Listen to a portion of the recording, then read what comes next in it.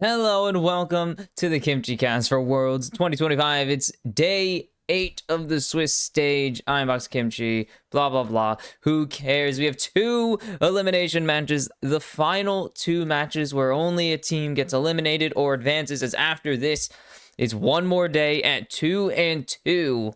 And it is win or go home in those ones. Or it's advance or go home, I should say.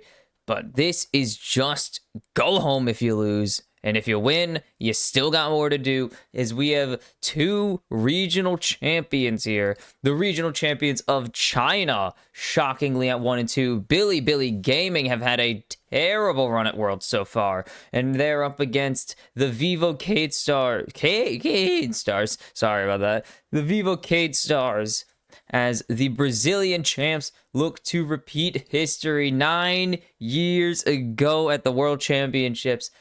The Brazilian champions in INTZ took down the LPL champions. The only time they've ever even taken a game off of them at an international event.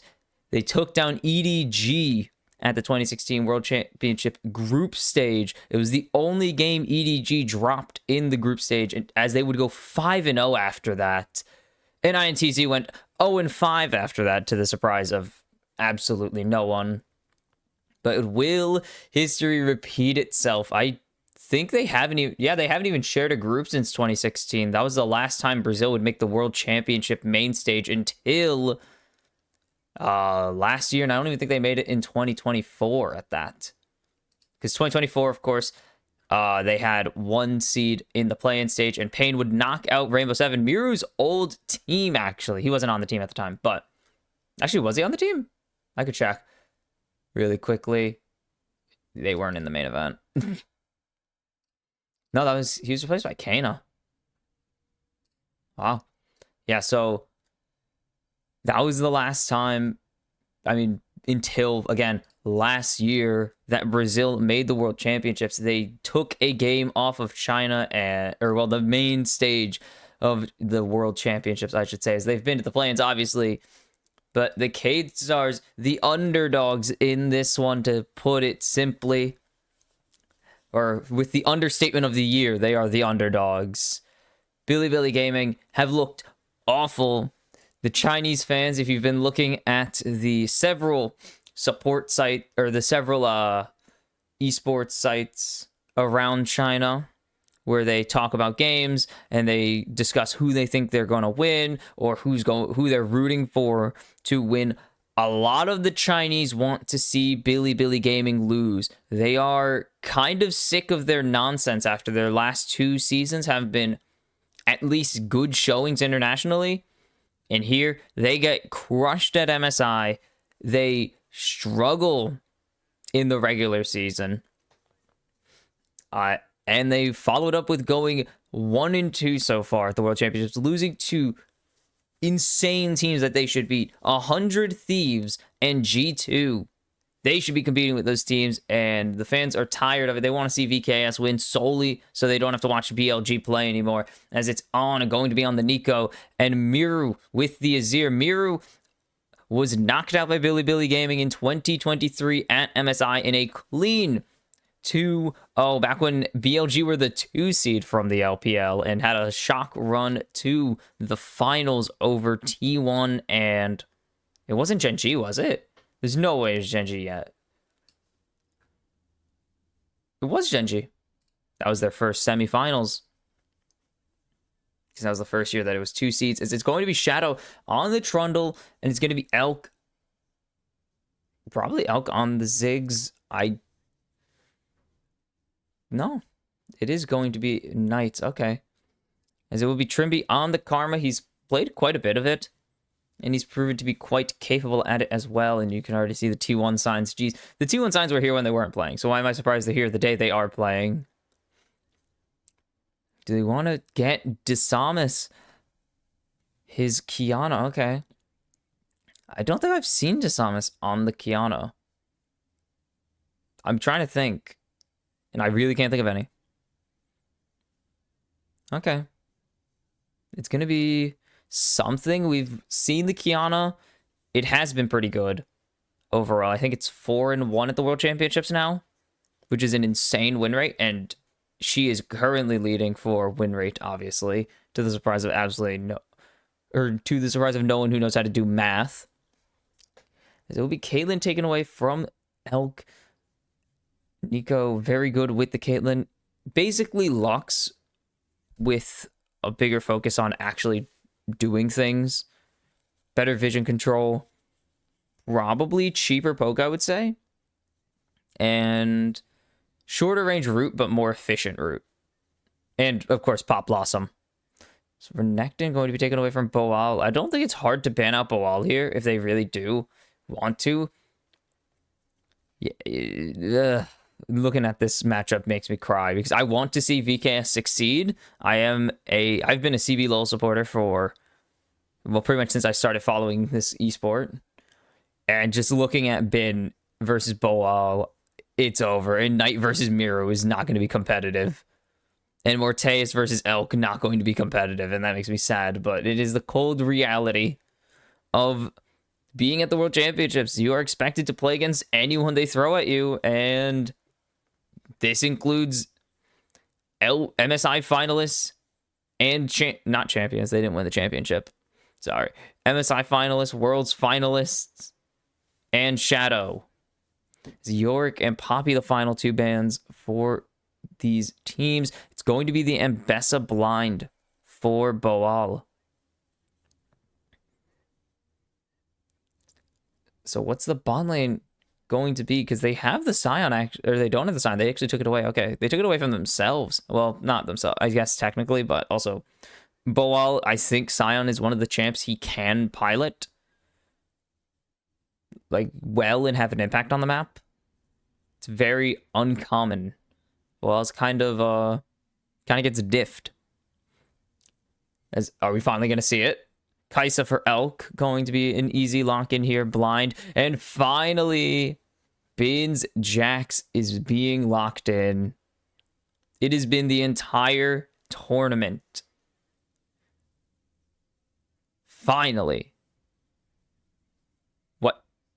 That'd be kind of cool, but also what?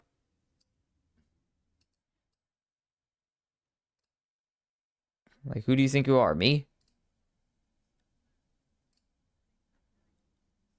Like, do you think you're me? No. Okay. Not going to go with the Heimerdinger. It would be pretty funny, but no. It's going to be the Varus for Morteus.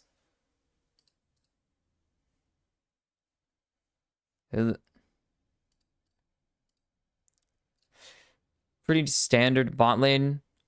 You can imagine exactly what's going to happen. Yeah, it's been the entire tournament. Bin Jax finally an option. I don't even think it was banned.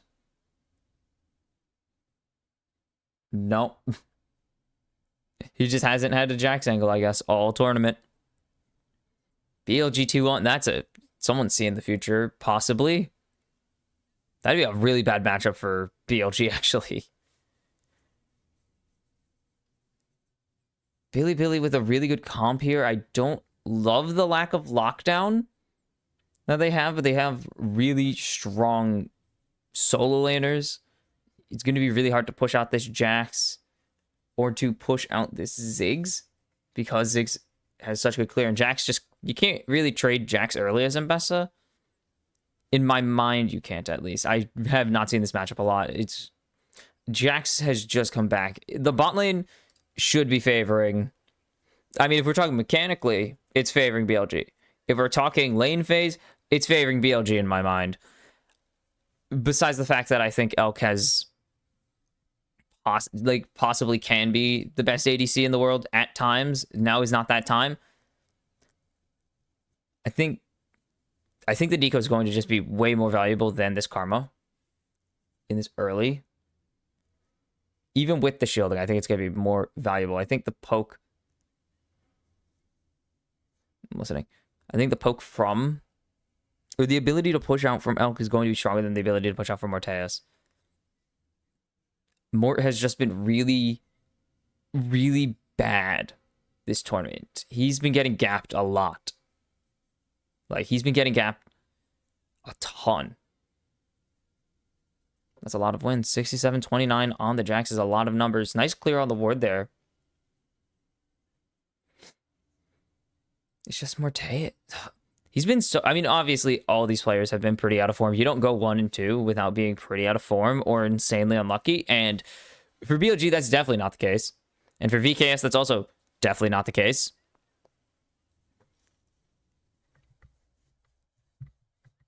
It's just kind of tough for both sides. They come in looking rough. We'll see what happens.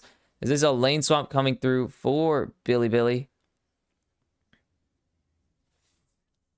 Is Trimby gonna land this poke? They're just gonna go into the lane swamp. As long as Elk doesn't... Or not Elk. Yeah, actual Elk. As long as Elk doesn't just kill himself in the top lane, he should be pretty safe. Mort, also pretty capable of not dying. Bin doesn't have any jump-in potential until much later in lane. As you can see the harass going down. Elk not connecting with any Qs.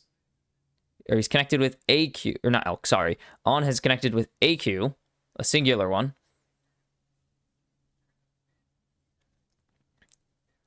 Yeah, just, I mean, these opponents, they've only faced Western opponents, and they're having the they're having the inverse nice route there by On to land some poke, and they're jumping in onto Trimby. The heal goes down, and that is a one trade here for BLG.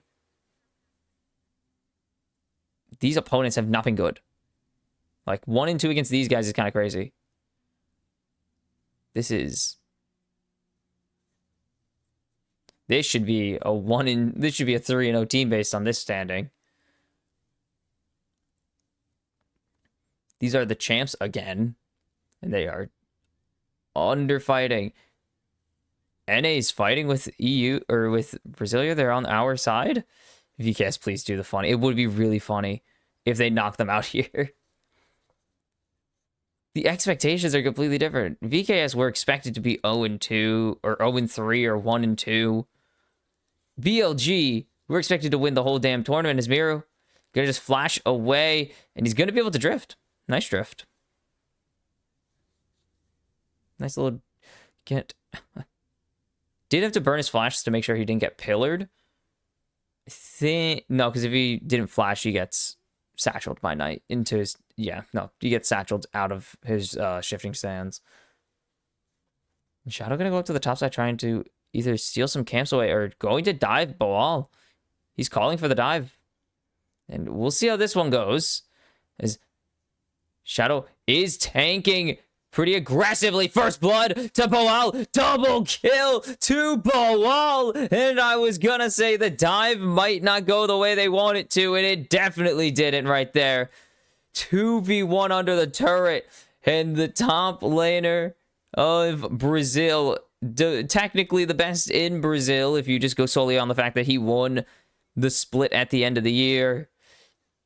How? Just... No. Oh, this is bad.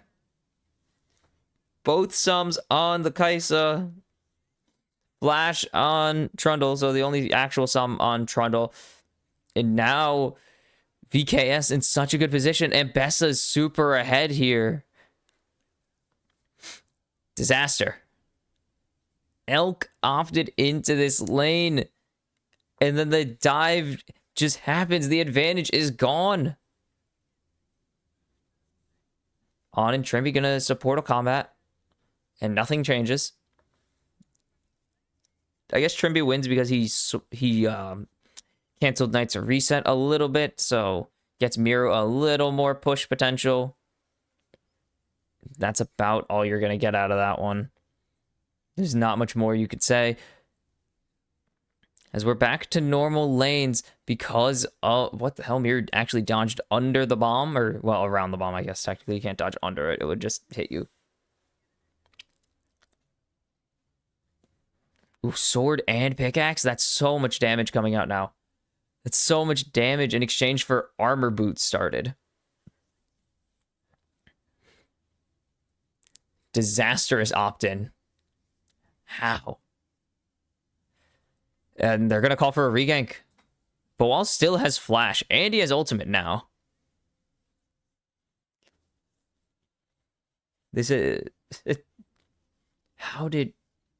Boal's probably just gonna have to dash away. He gets jumped on there. His pillar. Boal not gonna be able to ulti out. Is he gonna have to flash? He's not even gonna have to flash. That's absurd that they once again went for this gank and it failed. Like, we're still going here. As On in danger. But they need to be careful as DeSamus could just turn this into a dive on two. Oh, Norte is going to be able to pick up the third kill for this team. I was going to say able to turn this one into a dive, but he gets the chain of corruption. On going to pick up one, but DeSamus, maybe he's gone a little too deep as it's a double kill for On. With the turret and the minions putting in the work onto the bot lane of VKS. They've overstayed their welcome. They've overplayed their hand. And so it's something, but it's only On getting the gold.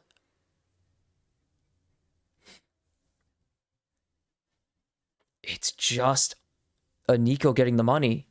So it is a problem. They do lose advantage. Elk couldn't get any damage onto anyone. He was so zoned as Trimby. Face checking.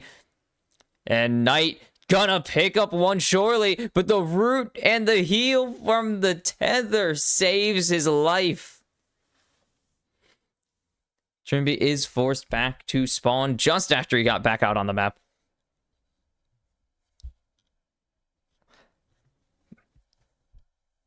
And On stalls for as long as possible. Trimby tries to go for a Q onto Elk, and he's just going to get hit by the turret there. So much power.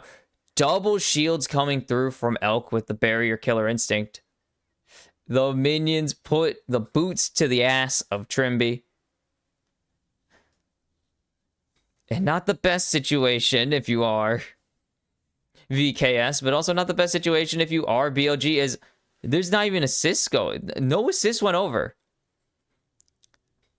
Elk only damaged DeSamus, and DeSamus lived. So the gold acceleration that would have come from that to surpass Morteus' single kill just does not happen. Mort's actually even in CS. We'll see how this goes later in the game. That's what really matters, is how is he going to do later in the game. Because he can be even for a bit and then just wheels fall off the bus for him farm-wise and technically gold-wise. It's DeSamus pushed out of river. He spots two. As there are 3 minor gold leads on the side of VKS somehow. This is not a good sign for BLG. It is early. Still not a good sign. As a ward is not spotted.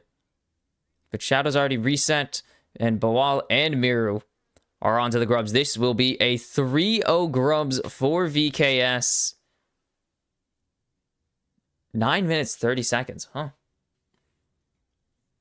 That's pretty going. Very late.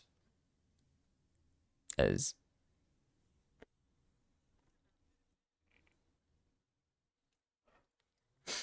on the other side of the map, oh, sorry, Trimby getting chunked as the Mega Inferno Bomb picks up the kill for Knight. And right when I was going to say that there's no response on the opposite side of the map from BLG, they pick up the kill onto the support, and they will grab the dragon shortly after. All right. Interesting plays as Trimby dies on a timer he really shouldn't have. Should not have been in that position. I don't really know how he achieved that. I really can't tell you. There's no way he should be there. His team is on the opposite. His jungle and his mid laner are in the top river and coming down from the top river. DeSamus is actually just clearing his top side entirely at that point. No clue where Trimby's supposed to be. Like, why Trimby is staring at the dragon when there could be potential cross map. As they knew they were there. There's a ward. They didn't know there was a ward, but you just assume the opposing team should be cross mapping if you show obvious Grubs pull. It's Knight with the Nashers, Knight with the gun. Desamas with the Profane Hydra finished. I had to think about it for a second. That is mildly accelerated plus pretty cheap item. Is there a ward there? There are 2 wards in there. So Desamas is spotted. It's Boal. Nice buffer on the stun. Gets out. Desamas can't go for a play, though, since you could see that Bin is positioning pretty back. He knew there was something there, and VCast could tell that he ain't gonna bite. So, Elk. Oh, I'm not gonna get aggressive there. The hell is that? Oh, whatever. It's probably fine. So the ADC should be picking up their first items soon. Mort basing should have... Ooh, nice shifting stance. We couldn't see the fog of war. Okay. The Yomu's finished for Morteus. Elk should have Kraken Slayer very shortly, as there's no damage going on to Shadow there from the poke. As Pop Blossom going to connect on to Trimby, and everyone's flying in, and it's going to be a 1-man Supreme Display of Talent, but... no follow-up there, and BLG have made their play. They got their catch out once again onto Trimby, who's not looking hot in this game. Oh boy, is he not looking hot in this game. On with the stealth mission there. Very, very well played. So Boal should be able to just grab this plating without even touching the turret. Will get it. I can't imagine he trades Bin. Yeah, that's about what I said. He's gonna go for it. Dashes out. He just constantly wants Bin to jump in onto him, knowing that he can get away. There's 500 international kills. That's one way to get it. Killing Trimby randomly. 10th player to achieve that.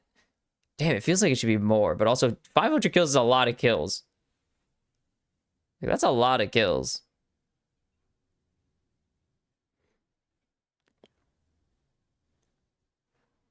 Sam's going to clear out this ward finally.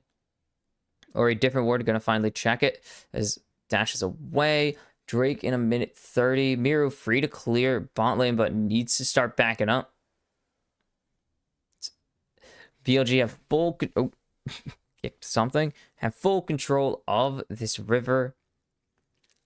So Miru just has to respect the fact that there's a potential gank constantly on threat. But while is he contemplating a dive? As he's going to jump away here, but Bin finally knocks him down with a stun. Loses so much in exchange for that stun, though. It's a 500 gold diff. Imagine coming into this and saying, yeah, Boal of all people will have a 600 gold diff on Bin of all people. As there's a stun coming through, and I think that gold diff is about to change. As... already with the ulti, and there's the, or not the Supreme Display of Talent, there's the public execution, and Desamas coming in with the root. It's Boal picking up a third one. There's no Supreme Display of Talent there. Shadow able to flash away in time, and Boal gonna make it a 1k gold lead. So that's the opposite of what I thought was gonna happen. Great response there from Desamas to come in, get his, or actually Boal there to position close enough to Desamas. Supreme Display of... or not... God damn it. Public Execution. Why am I mixing those two up? Public Execution onto Shadow so he can dash down to Desamas to bring them further into his jungle. Into his jungle's active range. And the follow-up is just perfect. Bin doesn't have damage yet. He is still working on his Triforce. 15 minutes into this game. He is still waiting on his Triforce.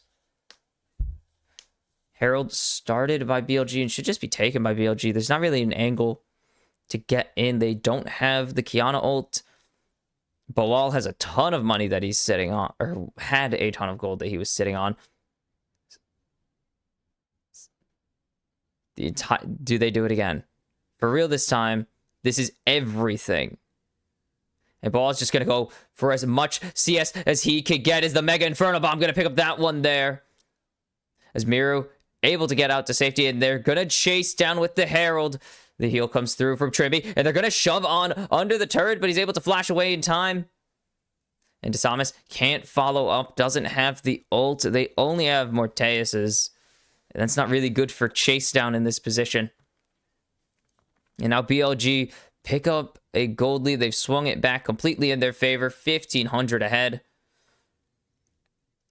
And VKS's response is muted. And now BLG have found themselves back in the driver's seat. Or find themselves currently, not in the past tense, current tense. Back in the driver's seat of this game. They will get the Drake in the cross map eventually. Probably could have had it by now.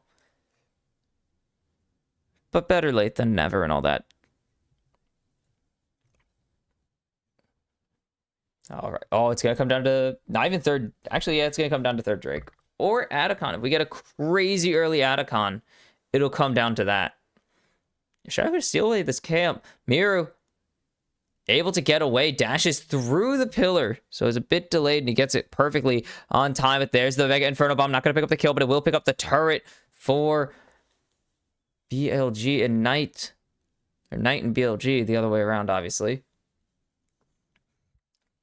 And Knight alone is a 2K, or is a 1K gold lead. As On is nearly a 1K gold lead himself. That is not the most valuable.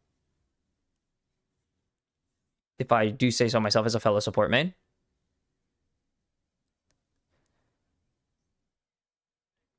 Okay, no real item threats besides Knight on to the horizon focus. Mort coming up on... What is that? I should build lethality items more. No, I'm going to guess Hexblade. It's not Hexblade. I know it's not Hexblade, but it would be really funny if it was.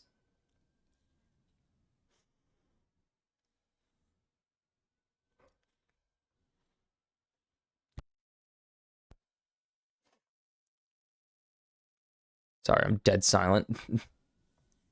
Being tired as this is still early in the morning. It's not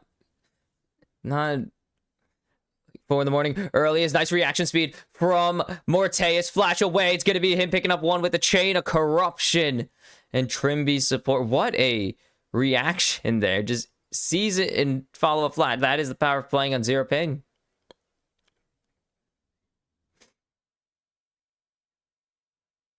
He's a bit of money over his bin. Going to jump in onto Bawal. Goes into the Grandmaster's might as Elk from downtown gets publicly executed. And there's no chance Bawal buys enough time. He already burned his flash. He gets stunned by the Counter-Strike. Bins on the board on the Jax. And I think he's here. I think that the bin Jax may be available on this Rift now. Maybe involved in the game a little bit. Atacon in 35. No team should be crazy enough to take this on spawn, unfortunately. Drake in 217. That's a lot more doable. As Miru on Vision is going to get a small amount of poke onto him. So they're going to jump the wall here. Possibly. I thought maybe Desamas was just going to fly in, no questions asked kind of guy. He might have. I don't think he... Oh, he did do it. Oh, my God, I hit the hell out of my mic.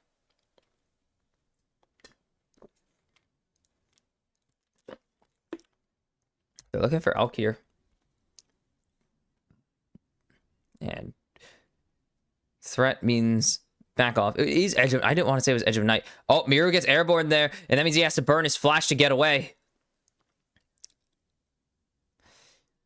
He gets caught on the...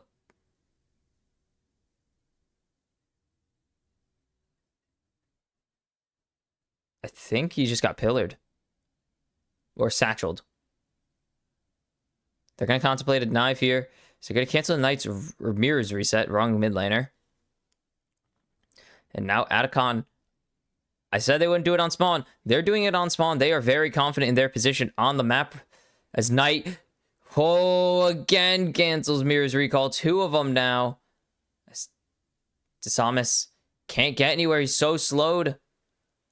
His teleport comes in on, forced to flash away. Desamis coming back in. They're not going to be able to steal it. The public execution is pretty big as it gets Shadow and or Bin involved as Miru. Not going to find anyone with the drift. He doesn't have the flash, and now he's getting knocked up. And Knight going to pick up that one for his team. 3,500 gold in the lead now. BLG are back. And he almost stole it. Desamis almost stole that. Smite just a little early. This nice root. There's a potential fight angle. Miru, no flash. Who could have guessed that would have came in so quick? Right then and there, just came in and was a relevant factor. If he gets that, he gets Knight, he gets Elk. But he can't get it because he doesn't have it. Great burn in the bot lane from Knight and Shadow. Like 20 seconds before that play even happened. And it will be 2... Oh my god, they have a lot of Fettles. It'll be 2 Drakes over to BLG now, as it is Cloud Soul. It's the most broken soul in the game. Totally is. Just ask Atlas. He'll tell you. Feats his strength because of that. Atacon actually go over to BLG. They got the upgrade, or they got the special boots. Knight already has the upgraded boots. Elk pretty even with Mort. Actually has a slight lead on Mort. Just realized that. As Knight going for... Could be anything. There's like 4 items that build out of needlessly large. So I don't give a damn. Baden going for... Is that Sundered? Could be. Ball on 2 items as the gold is completely evened out in this top lane. Oops. On not going to get shuffled. Miru, these have been rough. 0 for 2 with the shuffles. Pop Blossom just going to make sure that the Keyd Stars back off in the top lane. Is Miru going Rylai's? That's a Rylai's 100%. On going for Frozen Heart. Or it's Frozen Heart. There's no way you go Randuin's here. Samus invisible over the wall. Shadow going to get the pillar here. And now jumping in. Has to fight for his life. And he's not going to be able to survive or even get a kill for it. Elk picks up his second of the game. And BLG, can they get anything off of this? Elk is insanely low. So the answer is probably just tower. As they do actually burn the spell shield from Mort. Not going to get anything out of that for real. Yeah, I was going to say, Knight is full health. We don't see the custom overlay for Nico's health bar, which is mildly annoying when you're trying to actually figure out what the health of the Nico is. Because on the Nico's, on the player, oh, Trimmy, good amount of damage, or doesn't even actually, he missed the bomb, never mind. But when you're playing Nico, you get a yellow bar to tell you what your actual health is so you don't kill yourself, like, without noticing, because it does replace your actual health bar.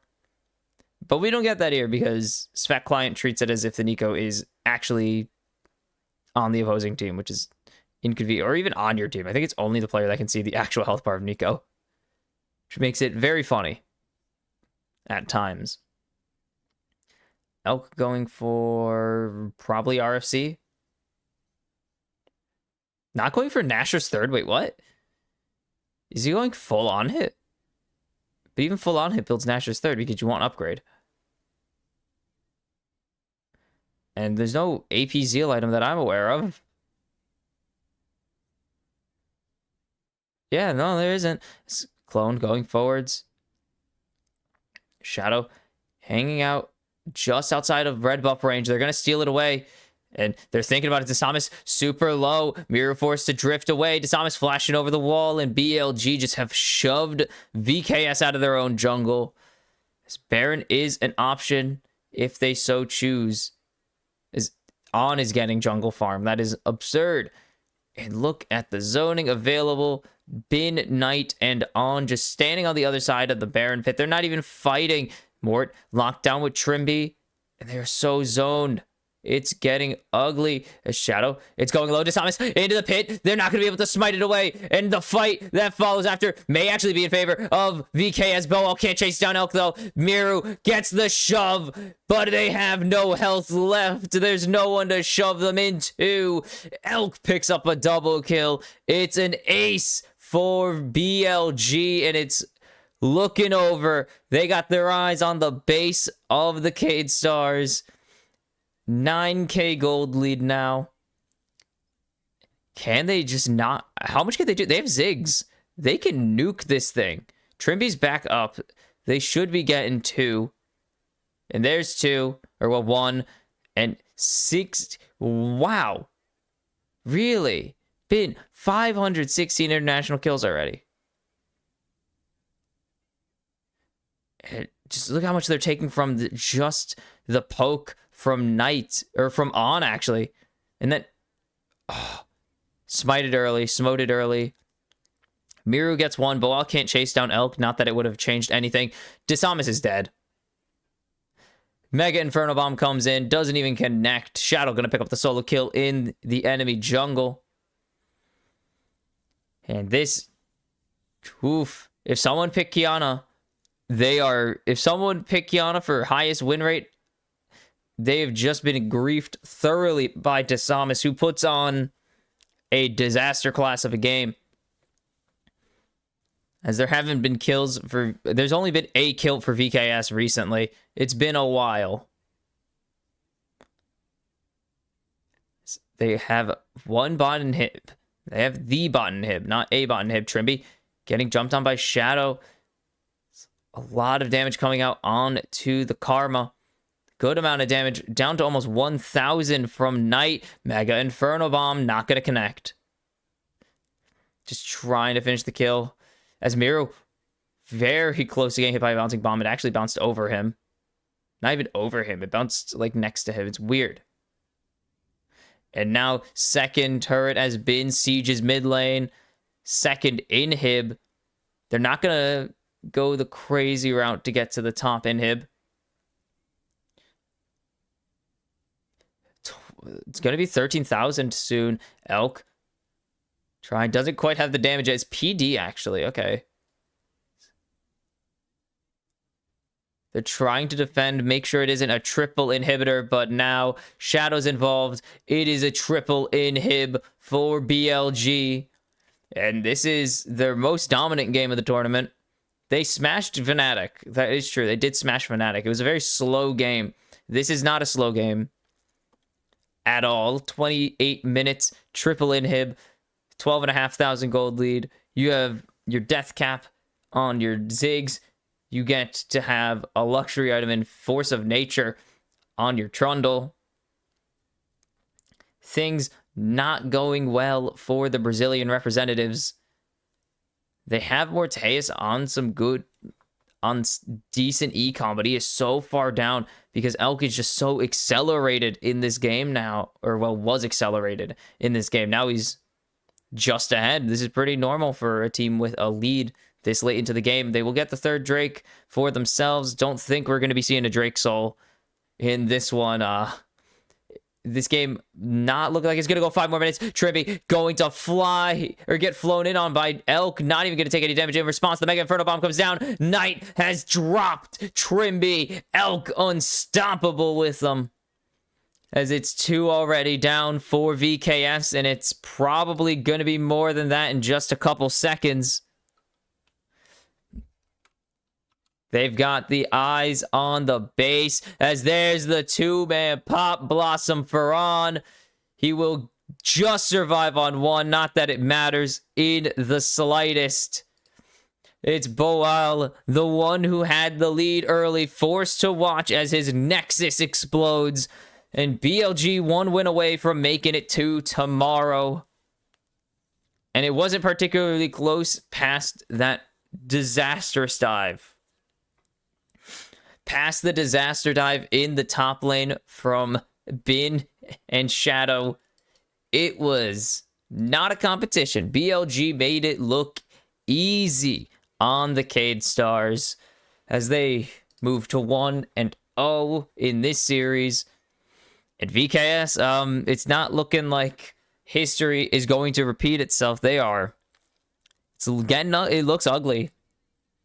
And I think now is when the excuses stop. I mean, I guess they weren't even excuses. Like, they themselves were saying, we're not making excuses for our performance. If we lose, it's because we didn't play well enough on the day, which is a good way to own it, despite literally having every opportunity to make excuses because, again, as mentioned on day 1 and 2 when they went 0-2. The hellscape that VKS had to, like, the actual hell that VKS were put through to get to the World Championships was wild. Like, how the hell were they supposed to compete? But now it's 2 weeks into the tournament. You've had plenty of time to unjet lag yourself. I have heard they've struggled to find scrims, so that's something. It was a satchel. See? Sorry, they showed when Miru had to burn his flash.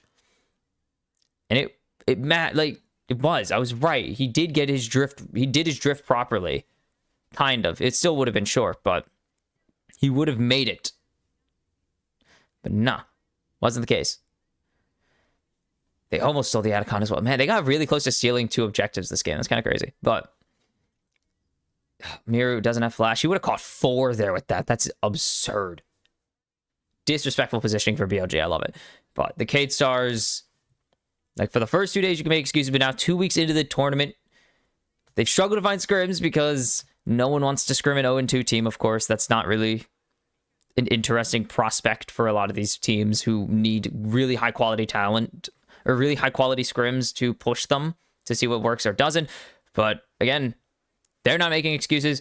I'm not going to make excuses for them. They need to just show up on the day, and they have only done that once. None of their games have been particularly close, except for the series against PSG, which still was close. Like, it was 3 smashes back-to-back. VKS got 2 of them in the end, but that didn't look very good against a team that many people knew were probably going to take last, given they are a boomer squad.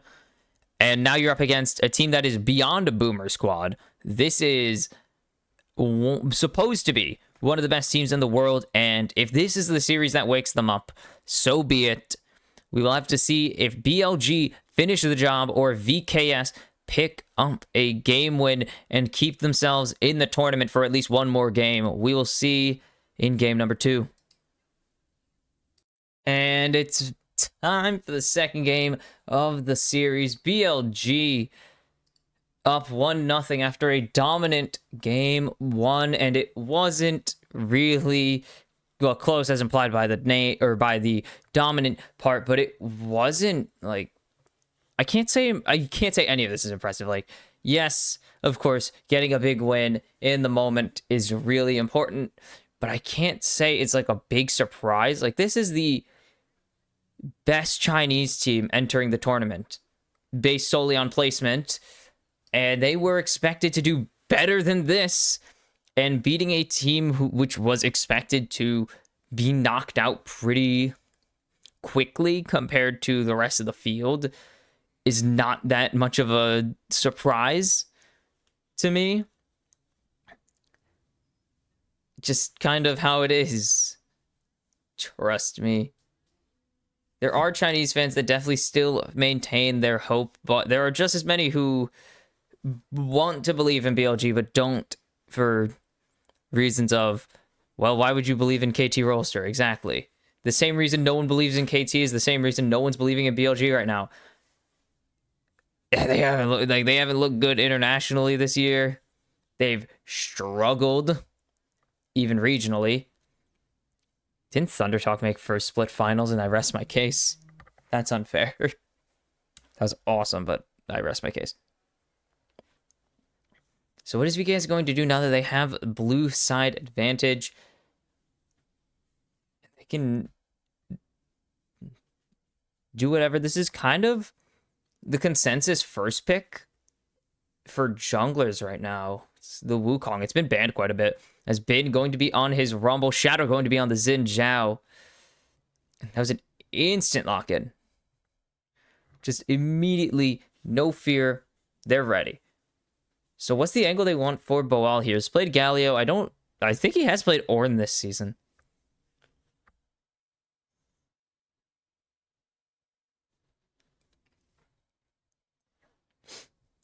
If they do want to go the Galio angle, they're going to go with the Cassante angle. Okay. That's a lot. Yep, that's a champion Boal's played a lot more of than both Ornn and Galio combined. I don't like this decision.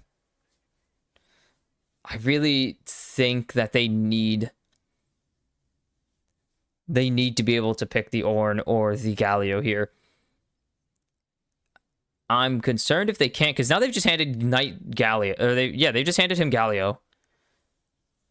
I don't know if they want to go that angle, given it's just Talia, and it's likely going to be just Talia because there is no, what do you call it, Ziggs on the table, and I doubt Morteus is going to be playing a Seraphine bot lane. There could be no angle for a Galio this game, or no want for one. There is always an angle for Galio. He's really good. I don't think there's a want not that's going to be taken away from Trimby. Are they going to ban his Alistar is the question, or are they going to try and take away... Honestly, who is there to take away still in the bot lane? Yunara, Caitlyn, and Kai'Sa already down. Maybe the Sivir, if they want to get rid of Mort Sivir. Possibly. I wouldn't ban his Jhin. That's kind of a waste of a ban. I think you let him play it. It's going to be Ahri going for Knight. That's a pretty traditional Xin Zhao match, or Xin Zhao pairing. They did take the Talia away, and the Ori is also banned, so it's going to be the Braum taken away from Trimby instead. Okay, so I mean, if you aren't worried about Sivir, then it's pretty easy to just kind of do whatever you want. Or not do whatever you want, but it's kind of easy to answer it compared to Caitlyn and Yunara.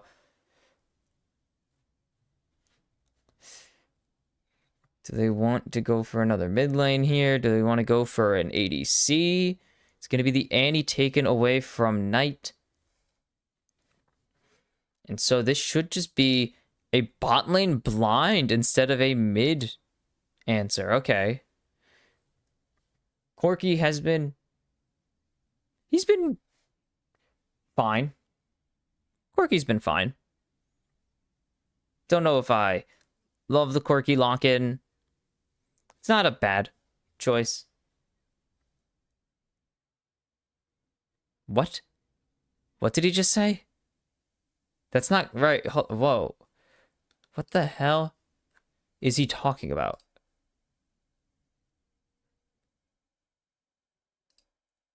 What the hell is he talking about? Like, no. Anyway, Sivir is the lock-in.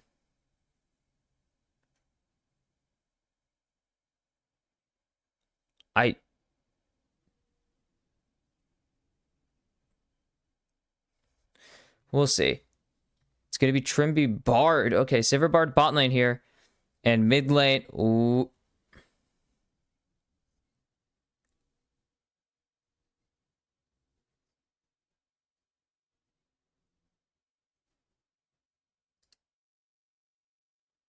I'm really confused as to what I just heard about Isra. Sorry, I'll figure that out in a second. Is this going to be LeBlanc? No. Oh, okay. It's going to be the LeBlanc. Is this the first or the second LeBlanc? No, we've seen it like 2 or 3 times. Yeah. No, this is several LeBlancs this tournament. We've seen it from... Was it Faker? Did we see it from Faker? Or did we see it from...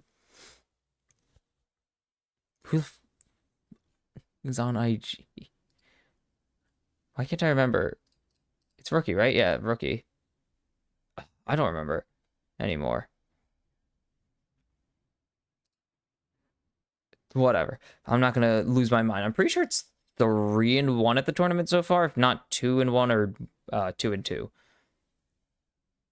I know it's won at least 2 games.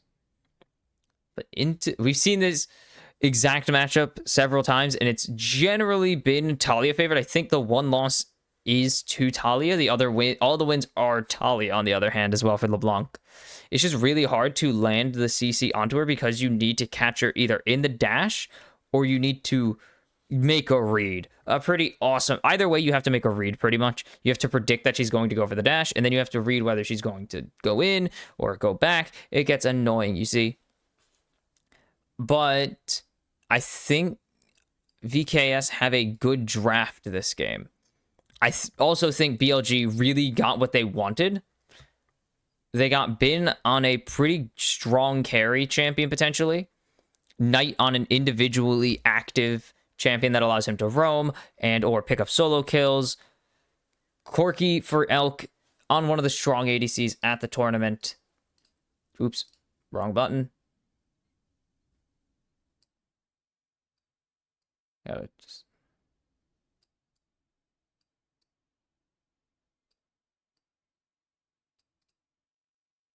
Fixed. Okay, sorry, I'm just gonna fix some stuff on this really quick. Radical. Tubular. Gnarly. But I think BLG have the better just full all-in comp.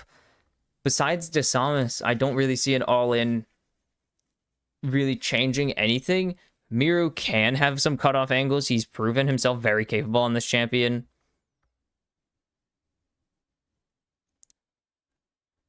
Did they? Now I gotta go check that, because I actually don't know if that's the case. I remember... No, they did not. Technically they did, but that's not how that worked. Face it. Sorry. Is Trimby gonna get a good chunk onto him? And not a ton in exchange. Okay, that's really how he wanted to phrase that. As barrier already burned by Morteus and Elk, so defensive summoners down for these ADCs. And it looks about even in HP. Sorry, he said Isurus won split 1. Technically, he's right, but that's just because they won qualification to the South-North meeting for the first stand split. They lost to T1 or to TL in 3 games. It was a 2-1 loss. I was very confused because I was like, they did not go to first stand. It was weird. Whatever. Knight going to get the jump, and you see the danger. Actually, Miru going to win out on that trade, but you see the dangers already coming in for Miru. You just have to predict a short dash, because if the LeBlanc is worth their salt, they're just going to close the gap as much as they can by walking and then try and short dash you, so you can't actually do anything. Because you can just juke out of it. Shadow going to use the wave to cross into his bot side. Interesting strategy. I mean, he didn't really have a... Yeah, when you look at it, he didn't have a safe pathing option because he was trying to also punish Mirror just in case. Fair. All right, DeSamus almost done with this clear. Nice. I mean, you need to see just anything. They haven't really shown much this tournament. Their 3 losses were stomps. Their 2 wins were stomps, which isn't really a convincing thing. Is Trimby going to spot out Shadow on his blue buff? DeSamus is unspotted at the moment. He will be spotted right here by this ward as he goes for the scuttle. Easy. It's going to be a double if DeSamus wants to try and go for it. It will be difficult. It would, yeah, no, it would be quite difficult because no smite for DeSamus at the moment. He will have it back up. Mirror going to take his reset. Knight going to match. Spin is here, and DeSamus going to not take a risk. Yeah, not going to take a risk. He's going to just take his reset, give up the Scuttle Crab. It's not the end of the world to go 1 for 1. It's both mid laners have teleported back. And he's hitting Knight with these very edge case. On is going to try and just push Trimby back here to get the wave pushed in, make Mort drop some CS. Trimby doing a pretty good job to hold it. Only dropped 1 minion of XP for Mort. As there's the dash through, and Knight trying to answer the play. Just really can't. That is the good side of using your teleport. Did Knight walk back that first time? Really? That is the benefit of being able to punish teleports really easy. Just in general as Talia, that's not really a LeBlanc specific thing. No one's died yet, so this is already slower than the first game. As there's the jump in onto Morteus, the barrier burned, and it's going to be the heal out from On. So just a barrier burn again. Nothing crazy. You really want the flash. That's what you actually want. I have to ask if Bilal can't play Ornn. Like, I just have to ask. Can Bilal play Ornn? Or Galio, for that matter? Like, I've seen him do it, but I don't know. On. Going to get a chunk onto Trimby. Boomerang Blade not finding much of anything. As Desamas is here. Miru trying to get the cutoff, but it's not going to be at the right time. And now Bin teleporting down. He has the ulti. First blood tonight already over. And Bin's slow teleport going to throw down the equalizer. Forces out the flash of Morteus. Desamas getting chased. He's going to fall to the second auto. It's going to go to Elk, actually, as the stun connects onto Shadow, but he's going to be able to get away barely. Trippy has to flash forwards for the auto attack on low. Knight, no mana, but Mort can't continue to go forwards. BLG take the 2-for-1. Drake still on the map. What's Ball's health bar at? Well, we can't tell. Miru with a rough teleport, or with a rough Weaver's Wall in. Great flash snap engage onto Desamas from on. Elk does get stunned, I believe. So that does buy a little time. Or he gets, I don't know what happened there. He's standing still. Desamas gets away. The auto actually connects for Elk first. I think you don't really care who that goes to. And then, oop. Very close. On no health. Knight, no mana. But there was a response available from Elk if they overstayed. And now 3 stacks on the Dark Seal for Knight is pretty big. Boal barely has a... Boal has a microscopic XP advantage. So, not really...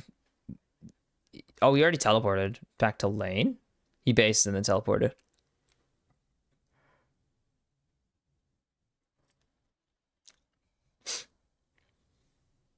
Oof. And going for... Oh, missed the ward. I saw that. Missed the control ward in the brush. Oopsies.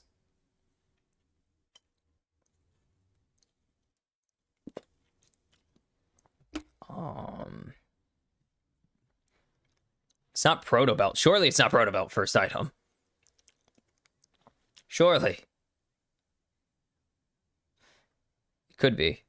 I actually don't know LeBlanc builds. I don't really play this champ. I don't have the brain power to play her, I believe.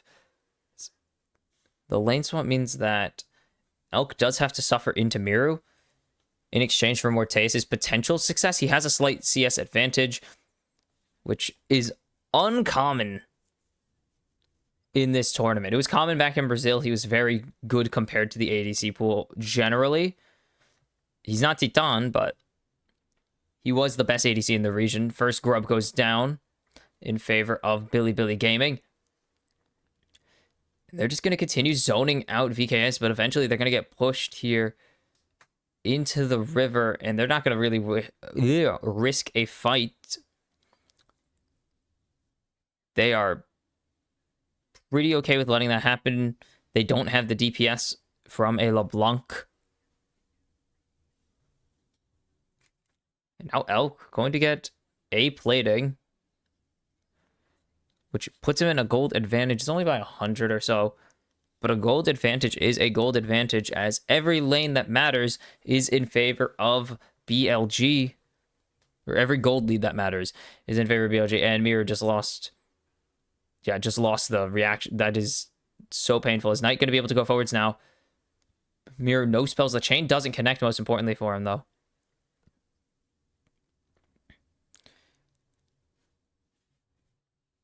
Are we seeing anything on the map? No, we're not seeing much of anything. On gonna get barely damaged by Miru.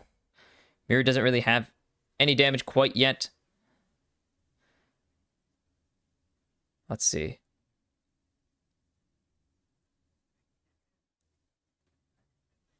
Drake is on the rift still. 9:45 gone already in the game. Or into the game. I guess it's not really a time limit game, so you can't say gone. As Tower...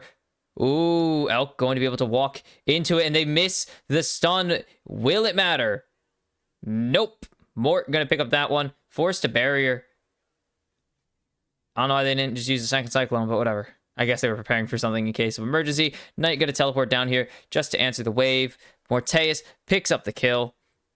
Elite level stun from Trimby, if you really care about how funny stuns can get if you're Bard. Doesn't matter. Morteus with the Essence Reaver. First item of the game completed in general for the Sivir.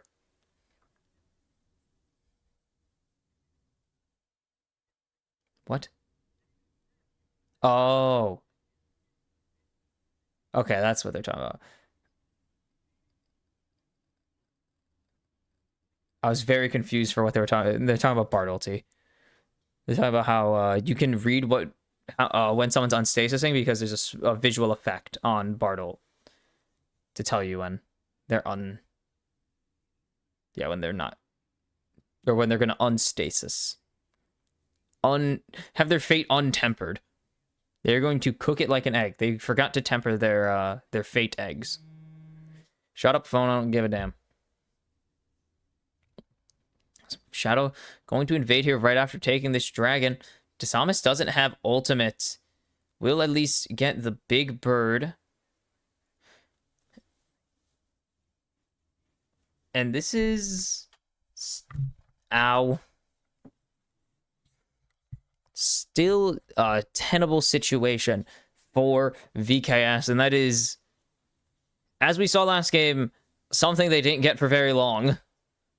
To be in a good position 10 plus minutes into the game is pretty nice. I think they do have the better scaling comp overall. Like, the LeBlanc isn't going to provide much DPS, just one burst onto somebody. Mort is obviously playing, like, I guess, the OG excessive scaling champion in the Sivir. Corki does have pretty solid scaling if you don't go lethality Corki. If you go normal human Corki for game, like, actual gameplay purposes and damage purposes, you will be useful later in the game. Bin will be useful. That is a scary thing. As there's... What? Temper Fate connects from Trimby, as there's the double airborne, and the damage is not quite there. They didn't have the stun, so he was actually able to get out that... Ooh, what a good use of the steadfast presence. Without it, Trimby gets the stun. Guaranteed. And it's probably death for On. It's not a hard thing, it's the smart thing, because Portal does count as a dash. So it bonks you out of it, too. It's very silly, very goofy. There's a lot of funny interactions with some spells, because you don't think about a lot of things that are dashes. Like Alawi's W auto attack is a dash, which you don't think about because you don't realize it, because it doesn't look like one, but it is indeed a dash. It's a small little jump, technically, that can gap close. It's very weird. With all the first items coming across, though, besides... Oh, no, even with... Sorry, it looked weird in my brain. Besides Miru, the only player without their first item done.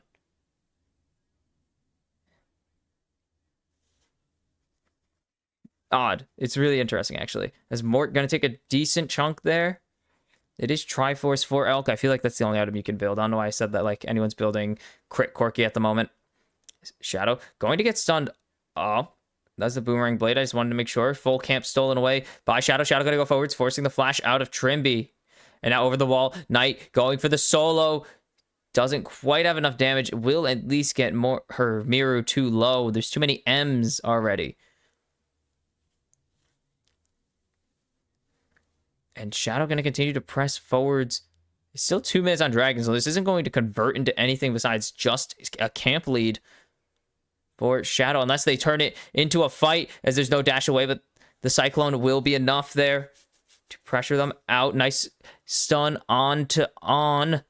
Can they follow it? They're going to get it. Feed of Warfare over as Morteus picks up the 3rd kill for the team, his 2nd of the game. But will they go for more? As Shadow jumping in onto Trimby. He's going to get stunned there. And a good stun comes through as the Weaver's Wall goes down. It's just going to be a wall that pushes away BLG as they found Miru flashing over the wall. Knight surely has the auto attack. He has the Sigil of Malice instead. Oh, they can't find Elk on the back end. It's going to be a double for Knight as Bin is here and he lays down the equalizer to turn this fight dead even. 4 for 1. 2, no, 4 for 1, and BLG flexing their team fight muscles. That was a skirmish, I guess, so yeah. They show off their skirmish might, and it pays off big time as Miru another late Weaver's Wall. 2 late Weaver's Wall. He has no shove. He has no unsteady ground. And That means that Knight pretty safe to go forwards. Knight, perfect timing to pick that one up to protect Elk. And then Trimby dies to the Flame Spitter. Are you 1 HP?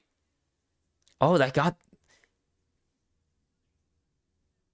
was a Knight's Quadra? That was a Quadra. Yeah. Okay. 10 stack Magi's. He just fully stacked a Dark Seal right there. As Knight going forwards on to Desamus, and he's so fed. Auto comes through, and that's going to be 6-0-1 for Knight. He is popping off. Elk, so much damage coming out onto Trimby. Knight contemplating it. Double dashes. Doesn't get it. Rift Herald instead goes over to Bilibili Gaming. As there's no... This is just disgusting. As Mort super low. And Knight's thinking about it again. Going to get the sigil. The root doesn't come through. Good. Cool unsteady. Or not. Cool steadfast presence. I'm mixing up Talia abilities with Poppy abilities. And that's crazy. Oh. Dunked on. What? Unsteady ground? Yeah, unsteady. Now I have to check. I have to check because I don't know why I can't remember this ability. It's one of the easy name abilities. Unraveled Earth. What did I think it's a part of it. It's complicated. As Boal trying to pick up this turret, he has so much tankiness. He's pretty strong, but not strong enough to get Knight quite yet, as he dodges away from everything, but there's the all-out, and Knight, does he have the dance moves? He does! The Q3 doesn't connect. Miru gonna ulti in, back to the shadow, but it's not enough. Boal gonna pick up a big shutdown there. On to Knight. That's chunky.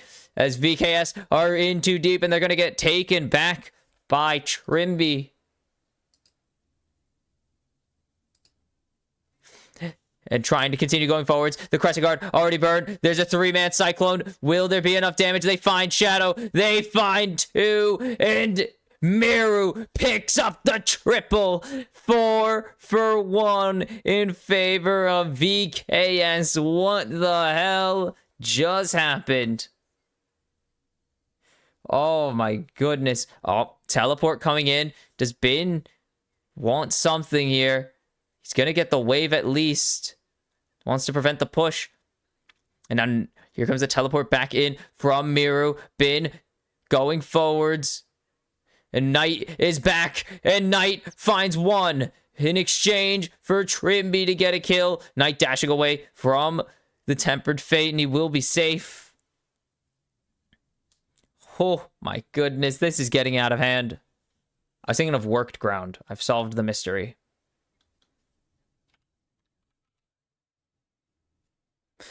How on earth? Everything that just went down. This started with them catching out Knight like 3 minutes ago. And then Shadow goes in. I think BLG are feeling themselves. It's all because Cassante just goes unstoppable for just a little bit longer. And perfect Pathmaker to actually prevent the escape from BLG, and VKS going to get... That's crazy. That's wild.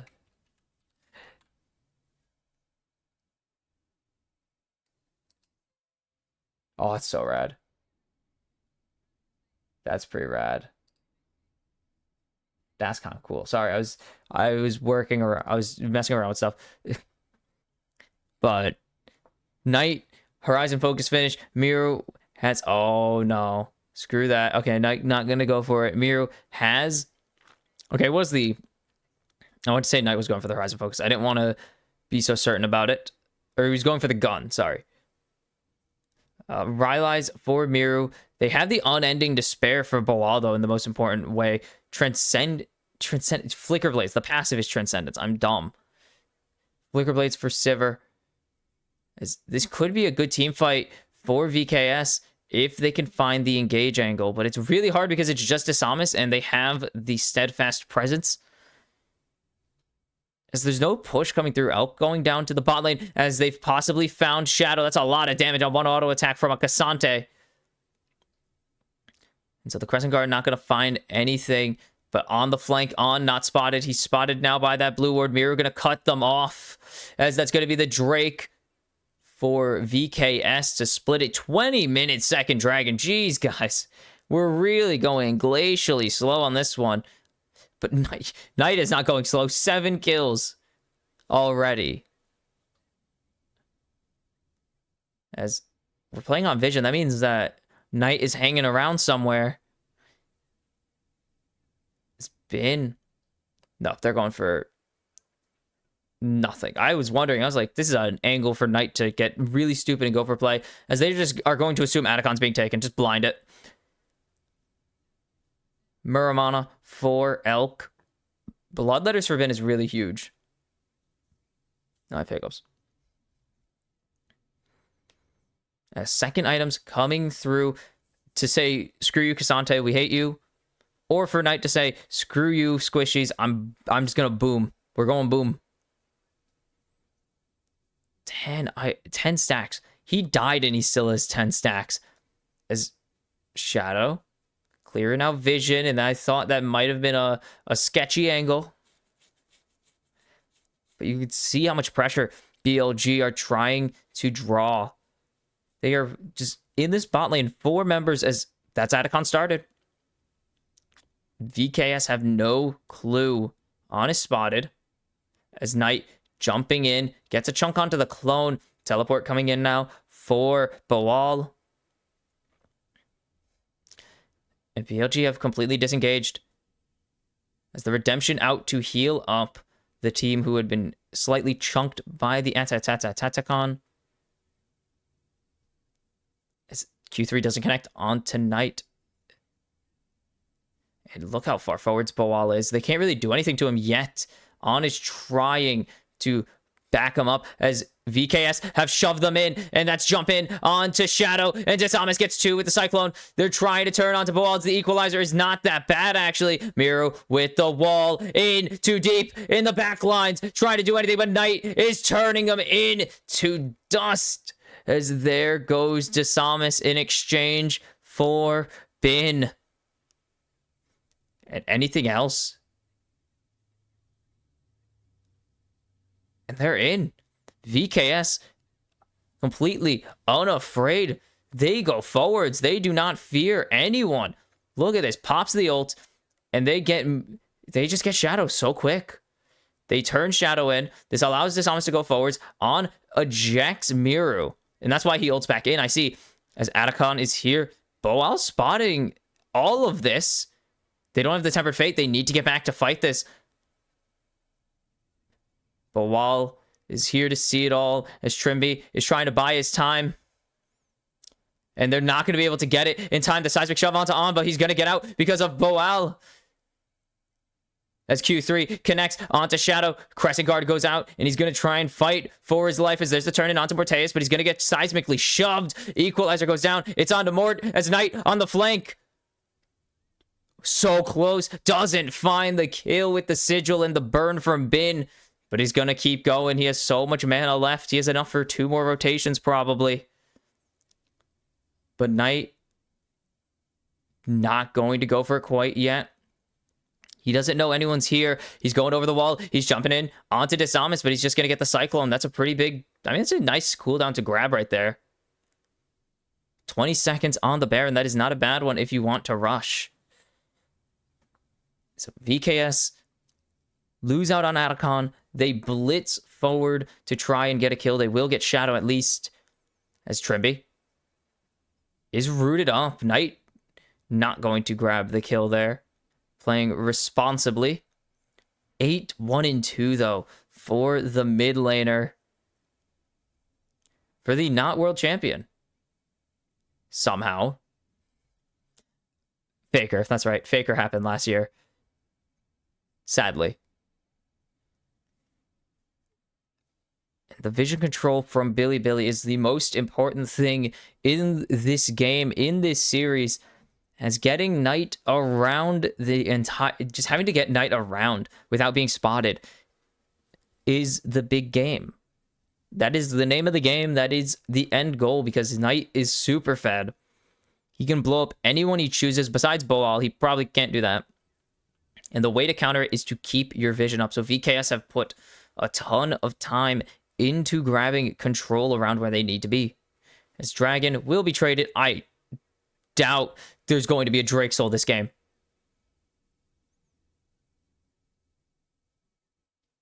There's just no real angle to Drake Soul. It's 36 minutes at the earliest, as everyone gets out of the Tempered Fate, doesn't burn any any spells really. Cloud Soul, throwing it in the cloud is pretty rough. Like, you just, it's kind of like, that's pretty I mean, it's an interesting ulti, definitely. If it connects, there's an angle, but it's just kind of tough because you're in the soul as more... Yeah, there's the shield, there's the spell shield, there's the shield from the footwork, making sure that he stays on full HP because he needs to. Morteus is their team fight damage for a lot of the team fight. It's going to be Morteus doing the work. Miru is going to be a good amount, but he's playing a mostly supportive Talia build right now. VKS trying to get full control of Baron Pit. Miru is spotted. Trimby's here, though.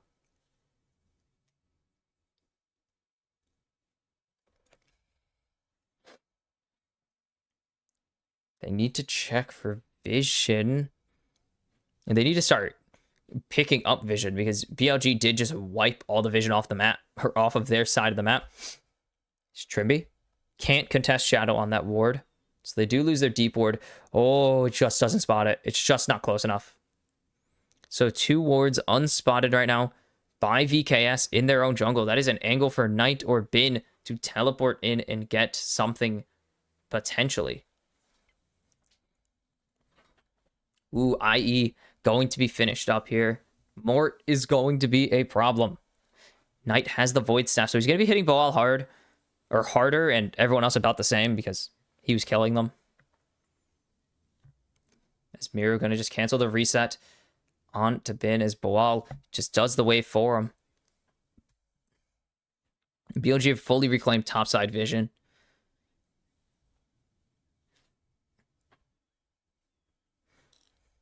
And tower into the bot tier 2, not top tier 2. I always say that. I don't know why. There's the exhaust as On goes in, and he's just going to give his life. The redemption is huge as Miru continue to go forwards. They're not going to find anyone with the Tempered Fate, and that is the support of Bilibili Gaming going down for nothing as he overcommits hard.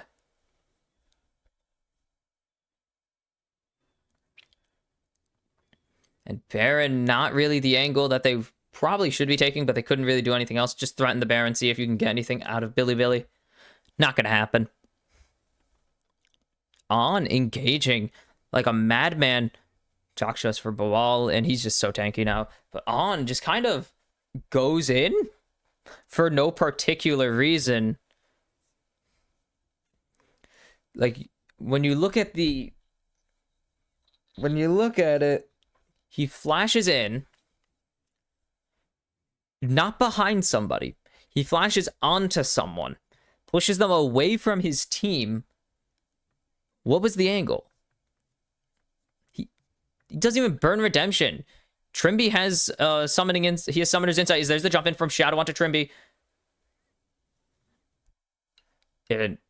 Oh, boots. I was very confused for a second. He has the magic boots, or the MR boots upgrade. I forgot, which gives you the spell shield, a small spell shield. It's a good amount. And Knight maybe trying to get in there, gonna get a good chunk onto Desamus. And VKS have been chunked down pretty hard. Trimby does have that redemption available to get them back to close to full, but he's gonna need a pop it here because BLG have fully chunked down the Keyd Stars. Is Trimby forced to flash, and he's going to have to get out with the magical journey. And blue buff's actually going to go down here for BLG. That is a pretty big pickup, as mana regen is going to be pretty valuable for someone like Knight, who needs it right now. Does blue buff give another effect? I don't know, actually. Let's see.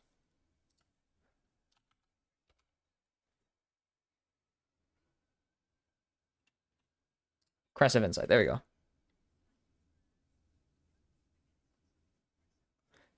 Nice. Knight will be able to get out.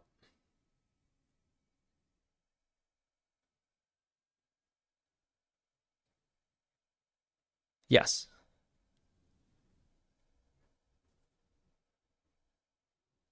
And the Shadow and Elk is just going to turn on to the Baron here as the rest of the team zone. As there's the jump in Boal. So much damage being ignored, as there's the engage from Disamis, as Boal trying to continue going forwards, as On going to eject Morteus, and that's a lot of the damage gone. Can they find a fight? The Temper Fate buys time for Trimby to get in, but it's too little, too late, as Boal and Trimby fall without Morteus to deal the damage. It's a double for Elk. And now over the wall, Knight. Does he have the damage? Miru throwing in so much damage. Bin flashing forwards. Double Goldens from Bin and Elk.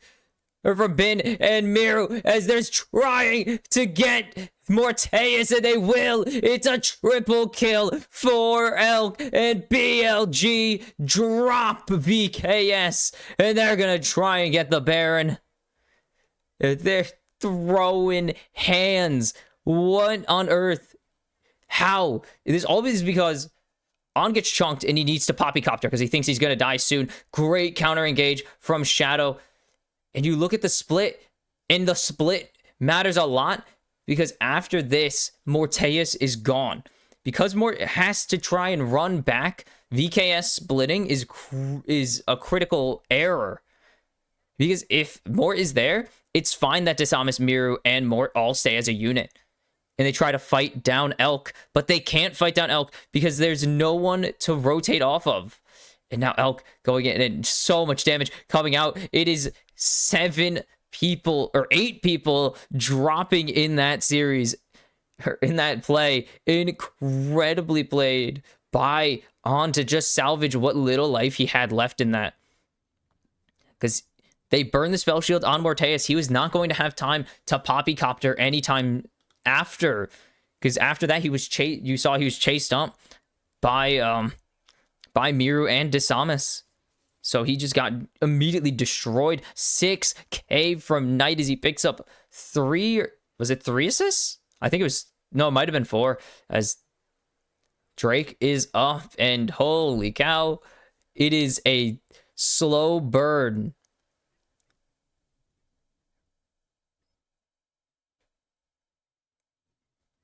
Four items for Elk.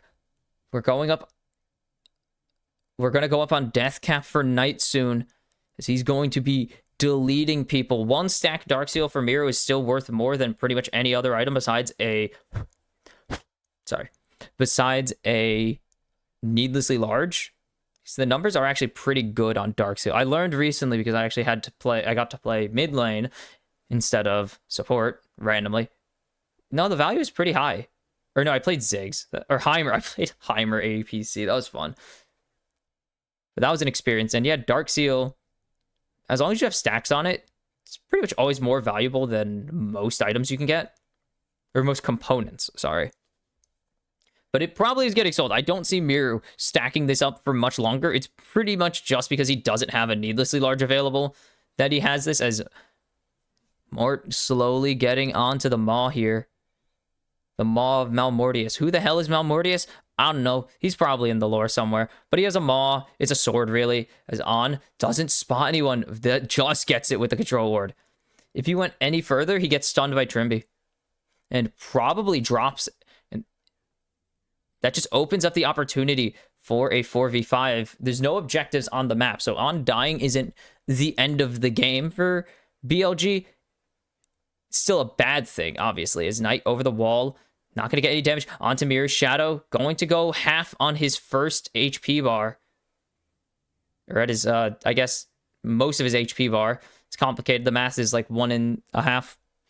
Or like the math is like 66% or something. It's weird. Actually, I think it would be closer to 40. Whatever. We're not combining the health bars. I just like doing that because it's stupid. Not meaningful. But now VKS have been pushed out as Miru needed to rotate down to answer this wave in the bot side. BLG have retaken control of the top jungle of VKS. Knight, only 1,400.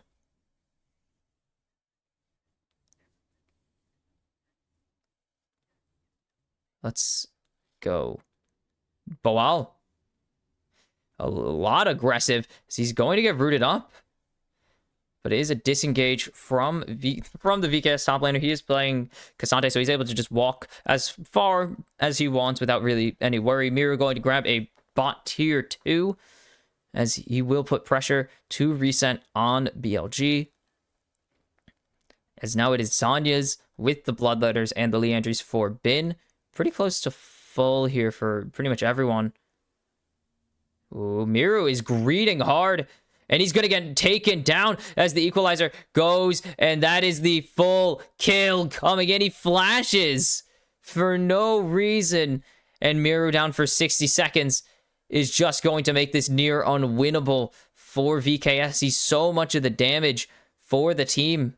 As Trimby, has he been left to die? No, he will. No, he's been left to die. Okay, Knight goes back. Knight decides that it's worth using the shot or using the distort instead of losing everything potentially. Elk going to grab this mid turret with on, and now into the base. RBLG, if they can grab this last shot, one more auto will do it for certain.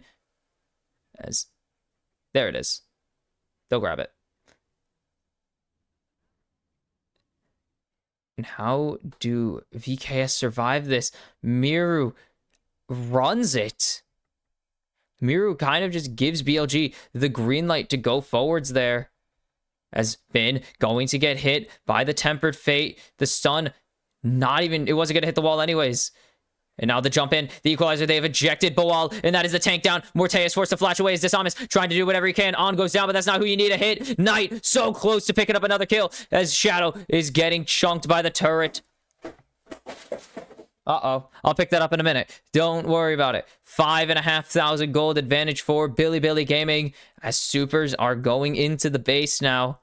Knight picks up another one. They just keep finding on, and that's not really who you care about.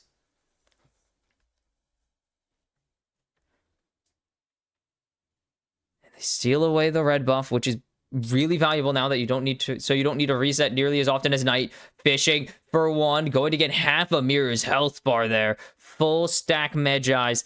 How much AP does this guy have? Please. I mean, I could calc it myself, but shush.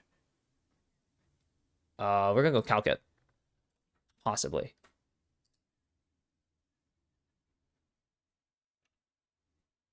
Oh, Knight jumps in onto Morteus. Morteus dies to the chain, connecting. 10 kills for Knight, and that is BLG's angle to go for the Baron. Oh, no. And it all stems. Oh, no.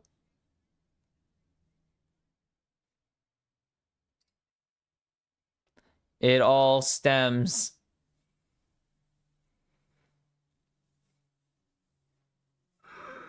from one play. Oh, no.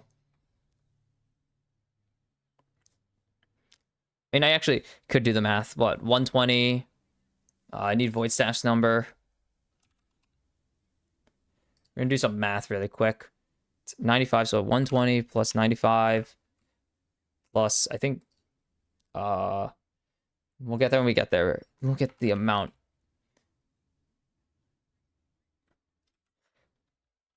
It's only 3 dragons.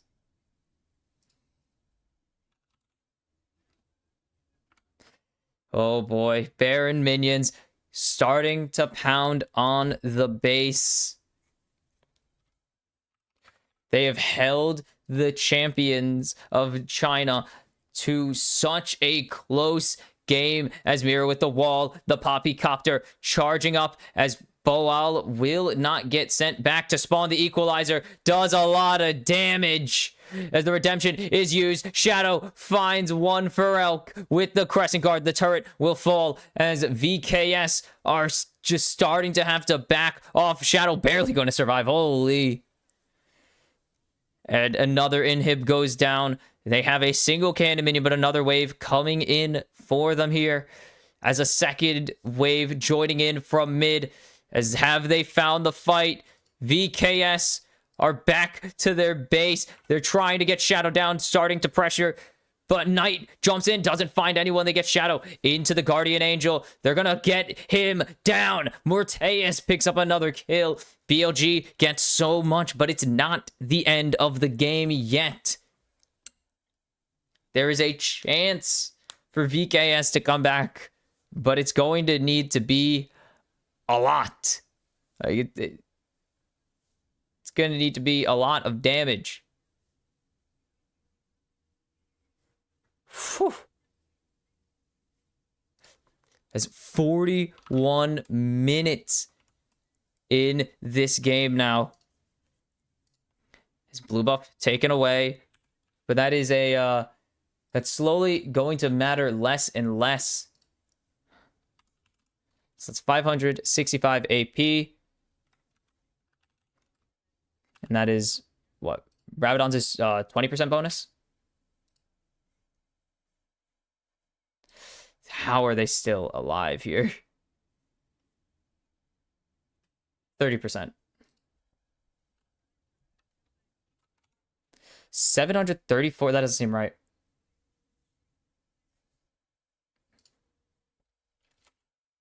As, on, caught again. Is this VKS's angle? They've taken down the support of Bilibili Gaming. Knight, is he found? They have jumped in. They have taken down Knight. Shut down for Miru. As VKS flying in. They want Shadow. They're going to force the Crescent Guard. There's nothing on the Rift for 2 minutes, but they need to start pushing. This is their angle to do whatever they can.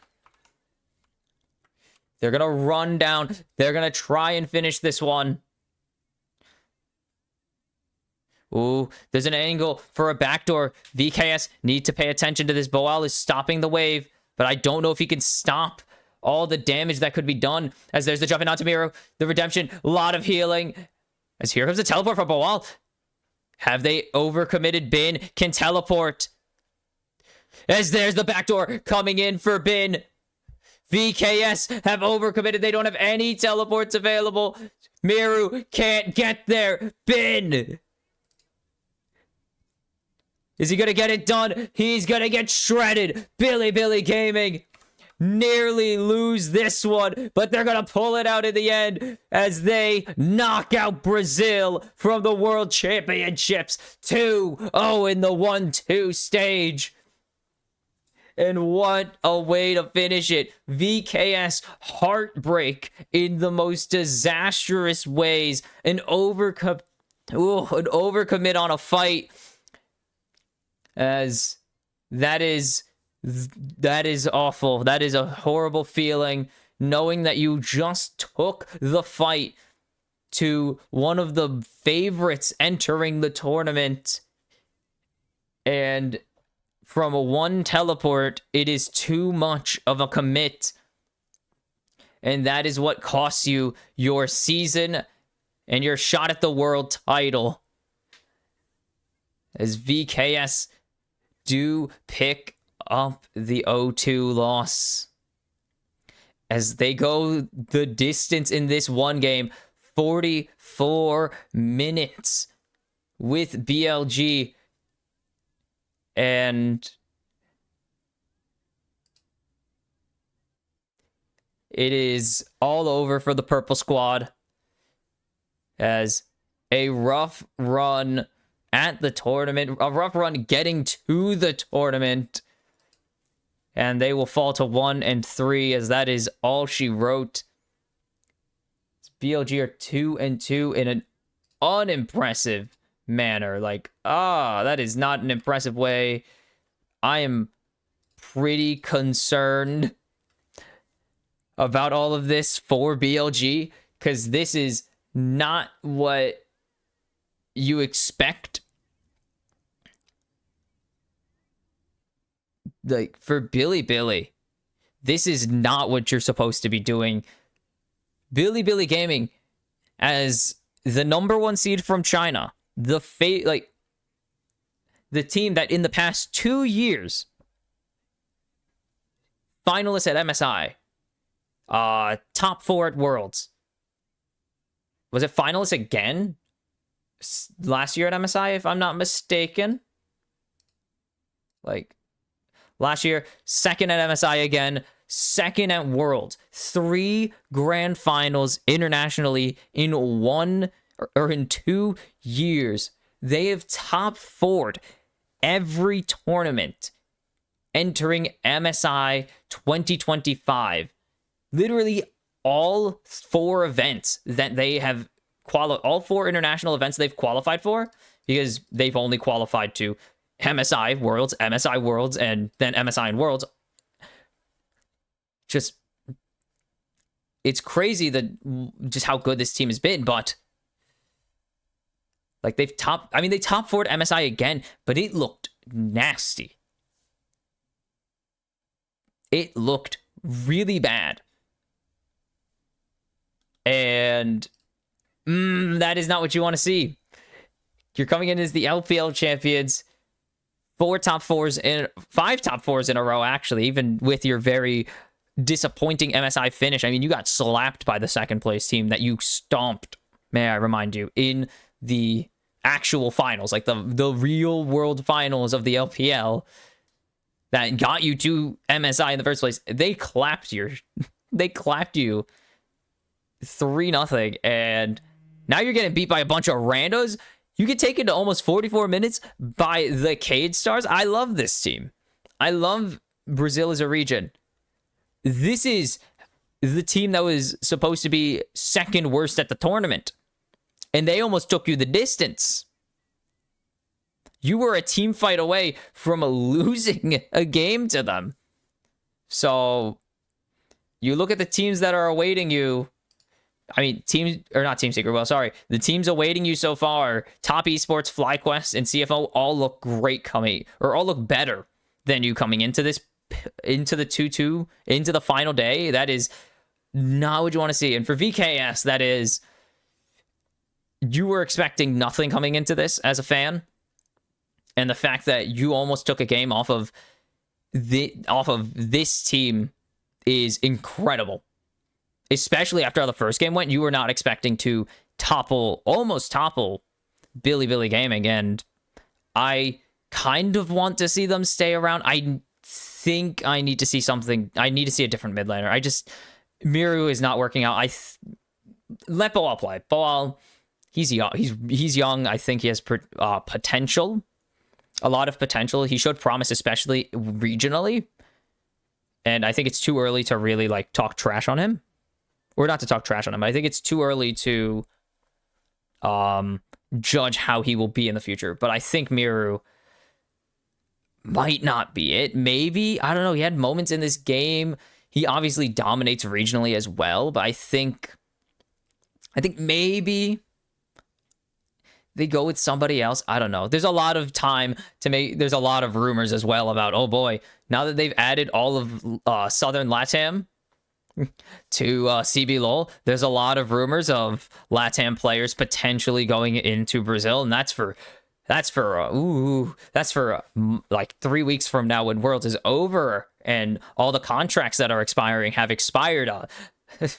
Expired fan, that's for 3 weeks from now. Us right now, it is VKS can honestly hold their heads high. They took a series. They took Brazil's first game score and match score victor.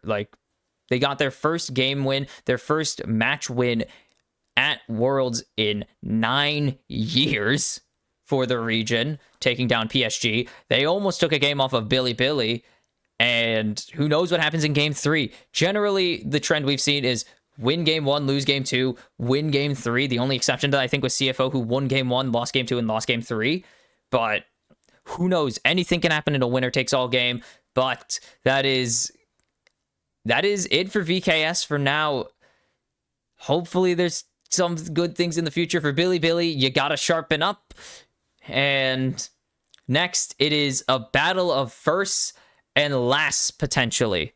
On one side, the blue side for the first series, actually, for the first game, 100 Thieves, the LTA 3 seed, their last world championship, their jungler River, his last world championship. Can they make it to tomorrow for a shot at their first knockout stage? But they've got to topple a Titan, as T1 for the first time have lost multiple games at the World Championships before the knockouts, and now face elimination for the first time ever as well. Will it be the first time 100 Thieves make the knockouts and the last worlds for them and their jungler? Or will it be T1, and I guess actually the way to say it is, and knock out T1 for the first time? It would be the first time North America's ever knocked out T1. They've knocked out a Korean, of course, AF, way long ago. 7 years ago, they knocked out Afreeca Freecs. This would be the first time that NA has knocked out Korea in 7 years. And the first time T1 missed the knockout. So who gets their first and potentially their last? We'll find out as 100 Thieves take on T1 after this. And we're back for the final 1-2 series. Tomorrow there are 3 more games, and it is the end of the Swiss stage. That is, as we have 100 Thieves, the underdogs, up against the reigning back-to-back world champs. Is it 6-time now? 5-time. The 5-time world champions in T1, as I've got, you can't really see it, I got the River jersey on because I have to. I've got to rep my boy, the Golden Guardians River jersey from way back, like 2 years ago. Not way back, I meant back when I went to LCS finals back in 2023. And I had to pick one up. I love River. He's one of my favorite players ever. And honestly, if he goes out here, which he likely is, let's be real, T1 are the favorites, not only in this series, but in the entire World Championships entering the event. I would be so happy for it to be against River, for River to go out against the GOAT, go out swinging against one of the best teams in the world, one of the best teams of all time. But you never know. Technically, it's possible. In the most theoretical way, it's possible. I don't think that 100 Thieves are going to pick up the win, but it's an option. It's a possibility. T1 have looked pretty rough, but also it's 100. It's T1 and NA. You got 7 years since they've last knocked out a Korean, since I think the only time they've knocked out a Korean. Probably. It is Dokla picking up the Wukong for River. Oh, baby. This is a good time. As that is Talia Xin locked in for Faker owner, for Phoner. Nope, that's bad. Don't call him that. Oh, Naker. Sorry. I had to make a stupid joke about it. I just had to go the other way because it would be really funny. It's a really strong mid-jungle.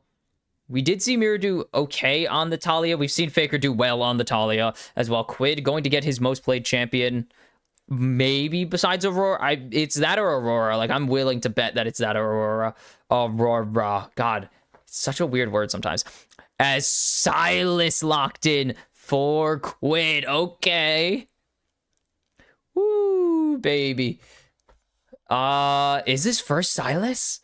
I don't think it is, as Mbessa will be the lock-in here for Big Dokes up in the top lane.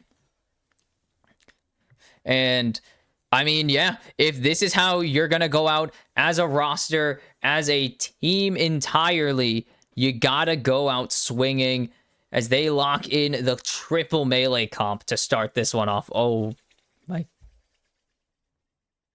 I'm excited.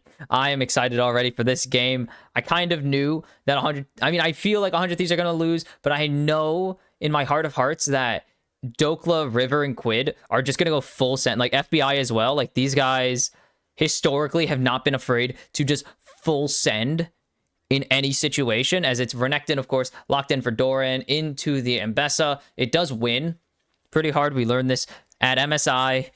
When teams started picking Mbessa, you just lock in the Renekton and you win the matchup. Ziggs going to be taken away from FBI. They don't want that pushing bot lane, of course, that hyper pushing bot lane, and they definitely don't want to deal with a dual AP threat at the moment. Karma going to be taken away from Keria. This is actually a really good angle for the Karma with the triple melee, of course, of 100 Thieves. So, no duh. 100 Thieves versus T1. Yes, go 100T. But certainly a lot of T1 fans in the building, because there are so many of them, and exclusively T1 fans probably make up so much of it. Make so much for Riot. Or Khan taken away from Ayla, one of his most played all time. Nico taken away from Keria. He was like the OG Nico support in pro play, if I'm not mistaken. Like, I swear, he's the first to so many things. He's honestly such an incredible, game theory crafter. It's crazy how good he is at this. Guma looking at the blind. Corki. Yeah, you don't want Sivir in this match. It's either this or Corki. It was either Ezreal or Corki. I was like, you need to be able to move.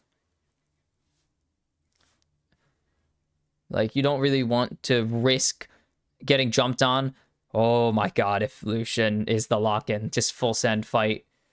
This is an aggressive comp, so I kind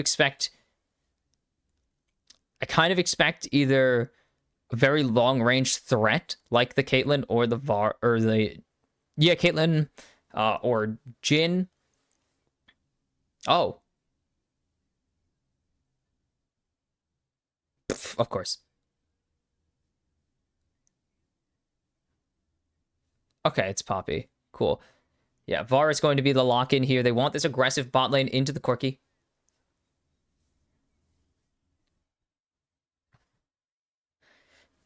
And the final one, is it just going to be this? I don't know if I love the Braum here. Like, with the melee options, it does do really well into melee because you have the threat of the concussive blows because you're running into the enemy team. So it actually could work pretty well. Also, anti-dive, really good. With Poppy taken away, that is an option, but it's going to be the Leona for Keria, another champion. He kind of revived. He's played it before. I don't think he revived it. He played it as a niche counter to very specific lanes. And this does work because you pretty much only have to worry about the pulverize here. But you've also given, if you remember Worlds 20, was it 20? Yeah, Worlds 2019 against T1. Caps takes the Silas and deletes. Who was the support at the time? That was it Bang? No, that was Teddy, and we're going to go check who that was because I honestly don't remember. It was Teddy, and if I had to take my guess, I'm going to say, or not 20.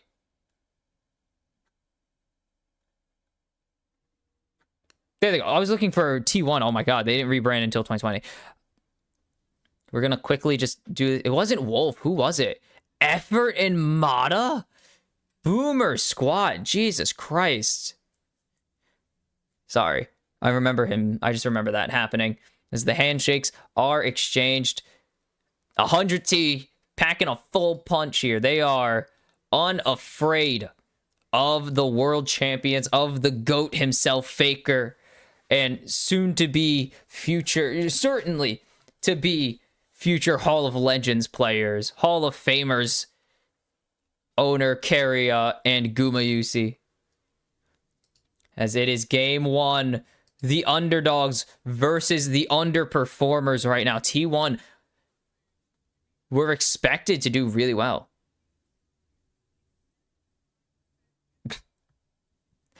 That's very funny. But a lot of T1 fans being aggressively angry about T1 not being 2-1, of course, and potentially 3-1. They have lost to really solid looking teams. I mean, when your losses are to the best team in the world, Gen G, even though it looked really unconvincing, and one of the top, probably over the course of the entire year, one of the top 5 performing teams in terms of just showing up at international CFO.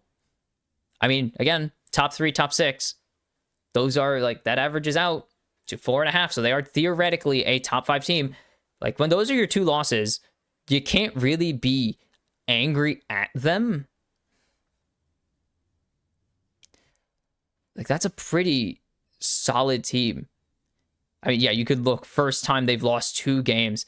They've gone 5-1 5 times. They went 6-0 once, and they went 7-1 in the 1-8 game group stage that ever happened. Terrible format. Anyways, and then 4-1.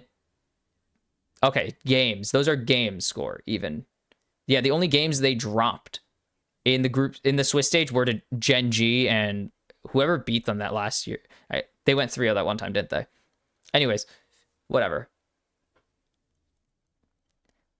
It is an aggressive start, and Faker just going to read Quid. Quid going to land a decent trade, but he's actually losing out on it. The Unraveled Earth coming in huge as flash out of Quid.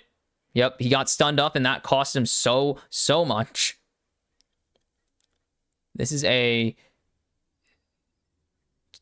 just a rough start for Quid, having to burn his TP at 5 minions. I need NA to keep going. You're saying this as if FlyQuest aren't in the goddamn tournament still. Honestly, I believe in 100 T more than I believe in FlyQuest at some points. 100 one-sized Ts or 1 T-sized 100. There it is. That is it, guys. We've peaked. Would you rather have 100 one-sized Ts? I'm guessing size 1 font? Or would you rather have 1 T 100 size T? What the hell is wrong with us? Dorad going to win out the trade with Dokla, as Renekton does early. And again, this is just a full, we're going in comp from 100 Thieves.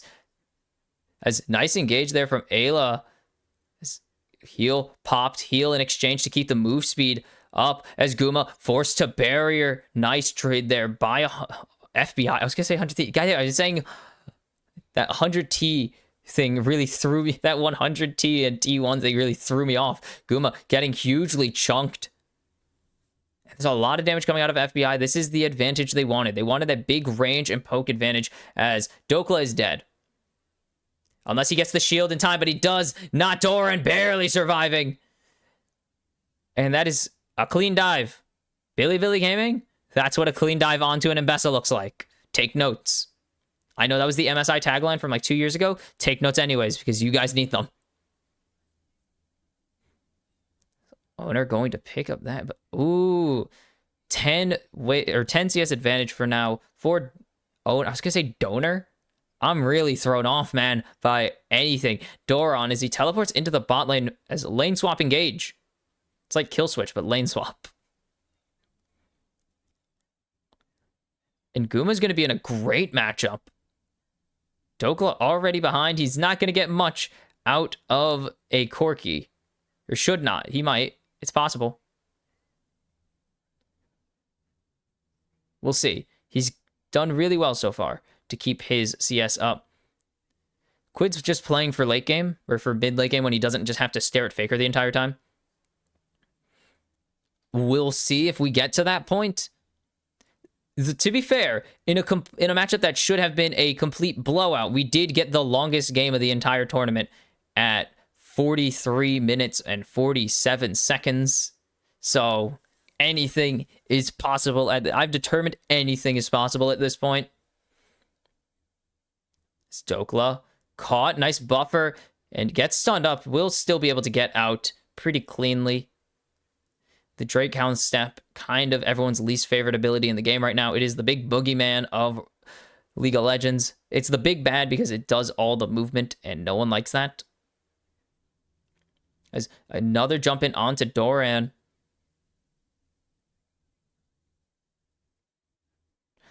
Now trying to get on to FBI. He has the Dominus, as Ayla going to not be able to respond, but now trying to turn the tables back. Nice flash away by FBI.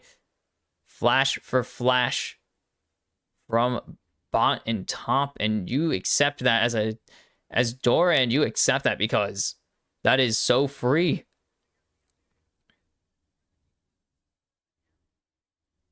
Like, that is such a free flash because you are mobile.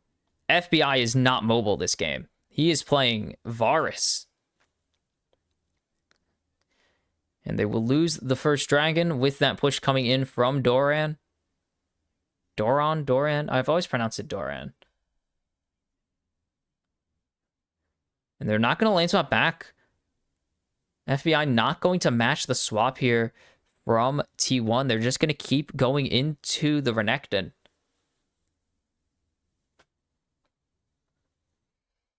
Is Ayla going to cancel a reset once and hold wave?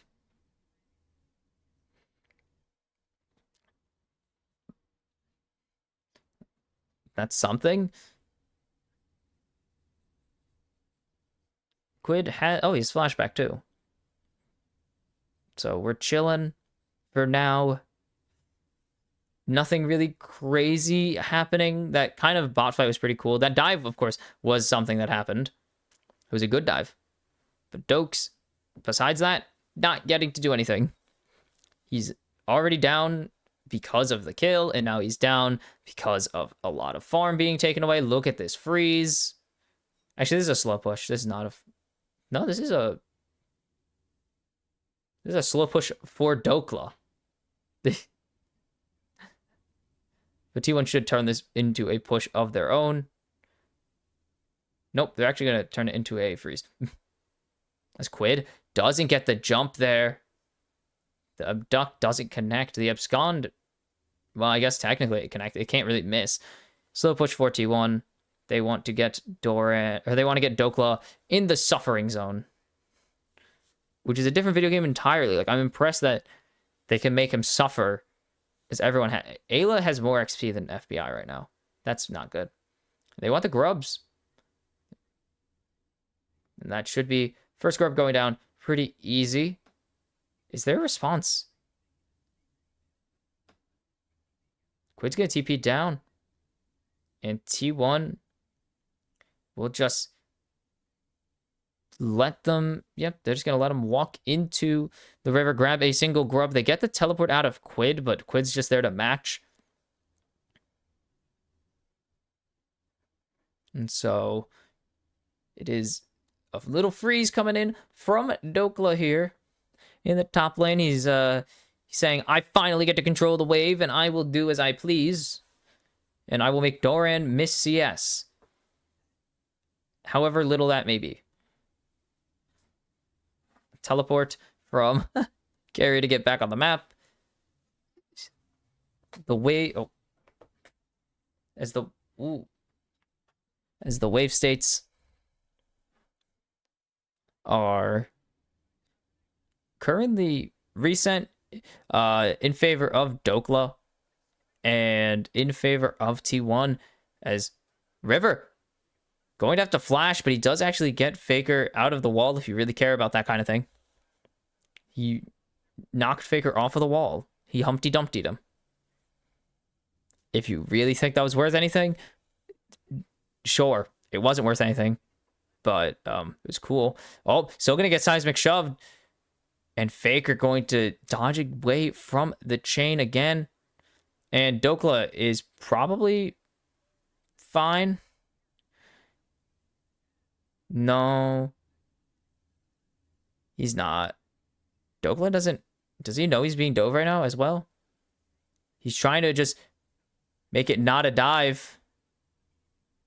As owner, the public execution is there, and that's going to be a 1-for-1. And Dokla, can he get away? He will get away, but it's a double kill for Dokla as he has the moves. And oh god, no. Oh, I saw the angle, and Dokla turns him into Bilibili Gaming in the top lane. Oh no. Oh. I saw the angle.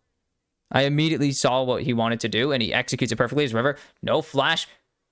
Carrier just overwalked. Interesting, as there's the jumping onto Faker. Quid going to get shoved away. That's a lot of damage onto the unkillable Demon King. But it's not an ulti he can steal. Weaver's Wall, not really the ulti you want in combat. And so immediately I realize he's going in onto Doran because Owner has to walk under turret. But Faker just gets 1v1'd. Quid just soloed Faker. Screw the top lane play because it was a pretty simple go in, start clearing the wave, force Owner to walk forwards to tank, jump back onto him. Nice ulti to clear the wave there. Make sure that he can get it in without dying. And now Dokla looking for it as Doran, no dominance means that it's kind of advantage state for him, especially with the item advantage because Doran hasn't had time to base with the item completed. And now the dive coming through. They have a couple more seconds before Dominus is really back up. Ayla has ulti.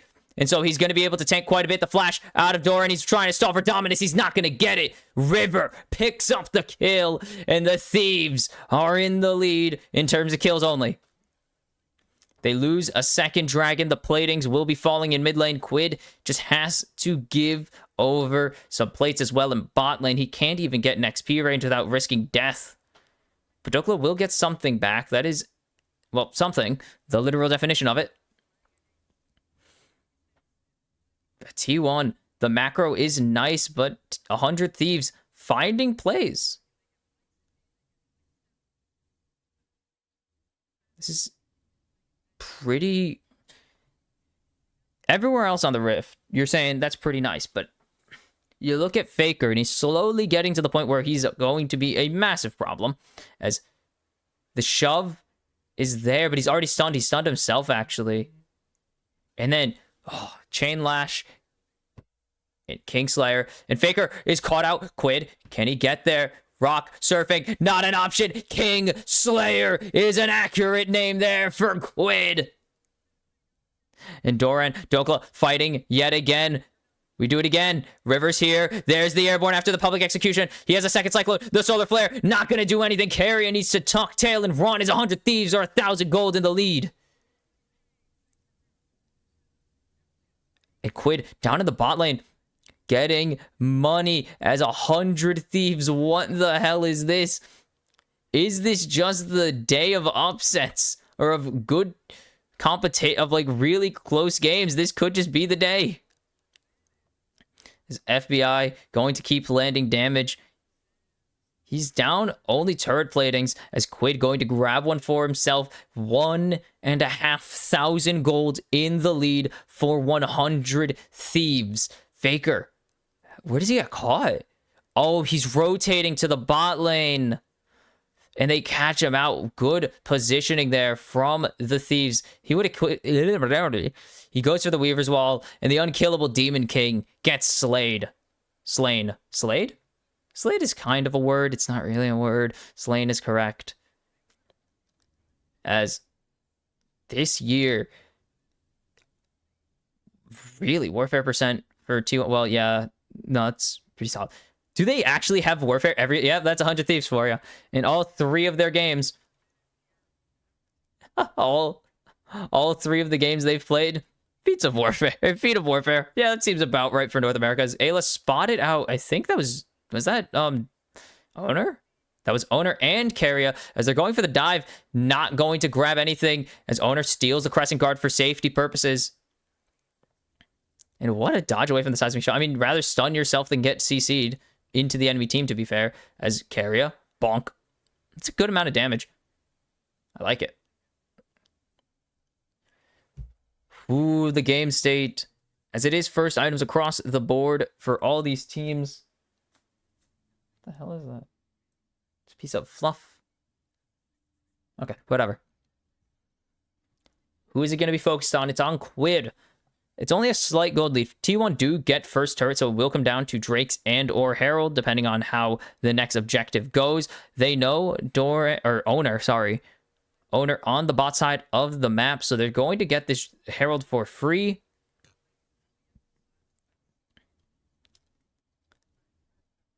And across the rift, what are we looking at right now? Well, third Drake, of course. We're always looking at third Drake. It's a really shockingly close game. I'm saying that because T1 are in the lead, not because 100 Thieves are in the lead. Like, it wouldn't be shocking if T1 were ahead in a close game against anybody. It's completely shocking that they aren't. Against this team, at least. Like, they don't beat everyone, obviously, but this is kind of wild.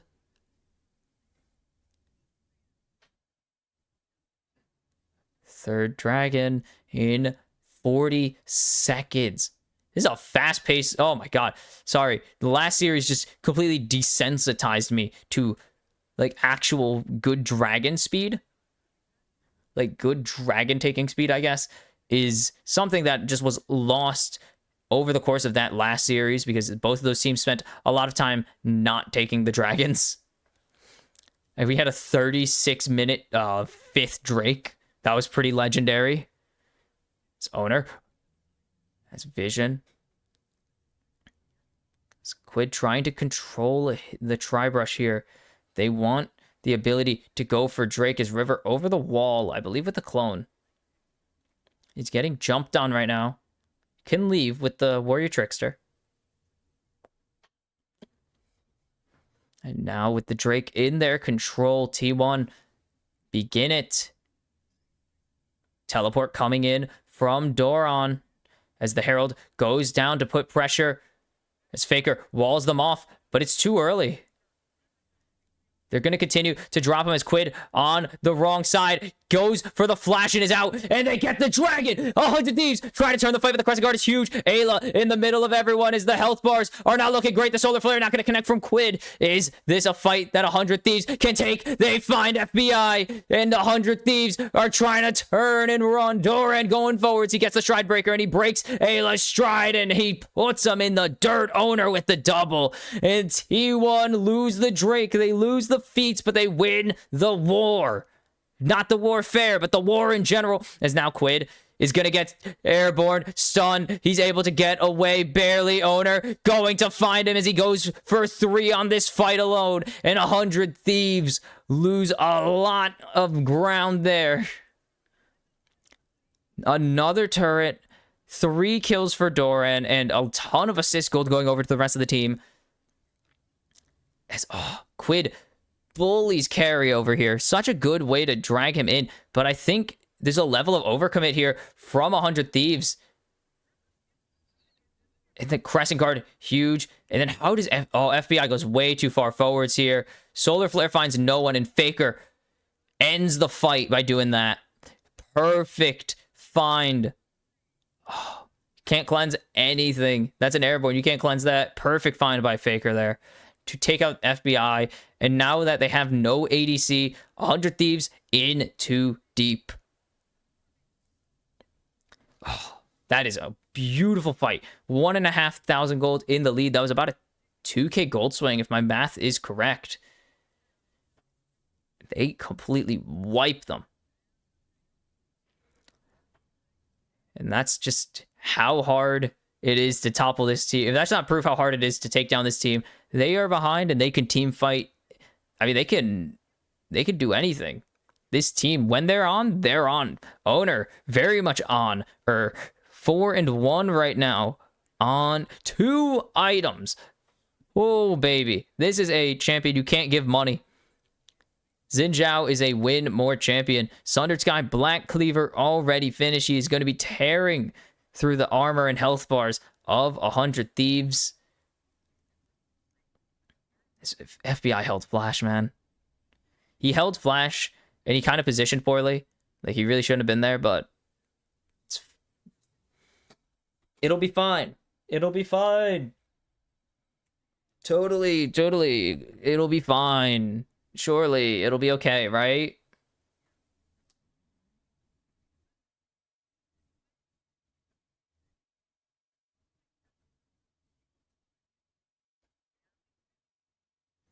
Oh. Are we seeing second items come through for 100 Thieves? Yes, the ultimate spear. Yes. Ultimate spear finish for Dokla. Quid should be finishing his bloodletters right about now. Edge of Night already finished for Ayla, as this is Atacon. They'll spot it. The blue ward Is there River needs to get in the pit? As River over the wall. Does he get it? He steals another objective. Are you kidding me? Have 100 Thieves. The numbers, though. It's a lot to ask for them to get out of here with their lives, and they will not do that. They get the Atacon. They lose the fight. T1 drag them under into the river again. River with a gorgeous steal. 2 already in this game. He has more objective steals than most players have in the entire tournament. But it does not matter. 100 Thieves fall 3,000 gold behind. As they keep going, and Quid with the Dominus is not really diveable. Things are getting out of hand here very quickly. Dominus not going to get any value. Doran can't continue to go forwards, or Quid can't continue to go forwards as the rest of T1 just disengage. I don't even know if they took a single soul there. Did they take a single body? They did. Did they? I thought they... No, they killed someone at Drake fight. They didn't kill someone here. So narrow. Dokla almost pops off. So close to popping off. Great jump in. They think they found it. And then River able to go forwards with a Warrior Trickster. And then Smite. Nice. And then Dokla onto Faker. Carrier so low. But River dies. And then Faker has flash. Dokla can't follow. And T1 snap the jaw shot on the neck of 100 Thieves. And they're looking to go to Soul Point.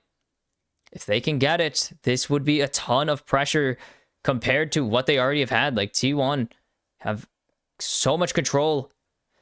As a Crescent Guard taken by Quid. As he jumps in, he's going to get the Crescent Guard off, but is he going to be able to survive? The Solar Flare hits no one. The public execution into the backline. Faker has given access to Gumayushi, but Dokla in too deep, has to flash away. FBI going to find Doran. It's 1-for-1 as the top laners trade. Quid has disengaged. River gets jumped on by Owner. The sun comes through. There's the seismic shove as they're going to lose the Drake. They're going to lose the fight. Quid over the wall. Can't get the re-engage. It's so much damage coming out. FBI, does he have the arrow? He finds the kill in response, but Guma has a lot of damage available. Faker with the wraparound now. And he sees these members of T or 100T, and he wants to get them down. Ayla, solo, no damage coming out of FBI as the Archangels, the Seraphs gives the shield, and that means there's no return. T1 get the Drake. 4 members, actually. 4, 2, and oh no. Okay, he's fine. I didn't know how far he was going to go forwards. I assume players go for the crazy plays. I always assume the worst. As someone's here with Faker. Wait, is he unspotted? Okay, wait. Ooh. Whoa. Wait, he's getting TP'd on. Does he know? He's about to spot it. And it's Dokla. Or no, it's Quid. Quid has the rocket belt. He's not going to get the lockdown. He's got to be careful as there's the shove into Gumayushi and himself. And it will just be Quid disengaging the teleport to get back on the map. Not going to happen. So crazy how narrow these margins are somehow. As there's the jump in onto Owner, and they get the Crescent Guard. They're going to get the exhaust as well. Do they want to keep this going? The jump in, the Solar Flare finds no one. The Revenge Solar Flare means that Owner is dropping, and now they have access to Guma. They have access to Carry, but Doran in the back lines is tearing everyone to bits, except he's turned into Crocodile Nuggets. T1 lose 2 crucial members, 100 Thieves onto the Baron. How is this happening? What is going on? Another engage. Ayla and Dokla just keep going forwards. They keep finding this. As it's not Shadow this time on Zin, it's Owner. They're trying to find the red buff. The Solar Flare only hits the slow. And then that means the stun from Quid is perfect. And then Doran teleporting into 4. Way too deep because they didn't pull enough. He was expecting Owner to survive and draw 100 Thieves deeper into the jungle. Not going to happen. It's a Baron now available for 100T. Oh my God. This is unimaginable. This is This is something else entirely. NA's come close to knocking out Korea recently. They almost knocked out Gen G last year, of course. But now, this is a potential angle they were not expecting.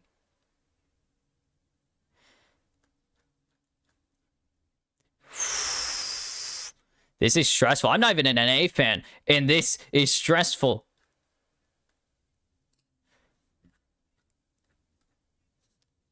As Ayla on the flank, going to get caught or found and taken away as River engages with the flash, the smite, and the cyclone. That is a commit to end all commits. They will get the turret, but that is all they will get.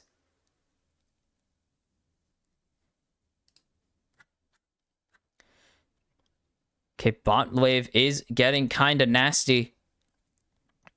Oof. And they've equaled out the gold, but they have not equaled out the game quite yet. What is the odd? What are the odds? Just what are the odds?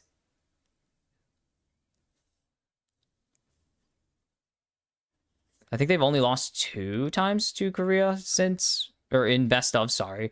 Little research while we wait. Yeah, 1 and not 2. Hold on. Oh, Faker's... Yeah, no. It's 2 series against Korea at Worlds, and they went 2-6. So that is the record so far since 2018, where they swept the Afreeca Freecs.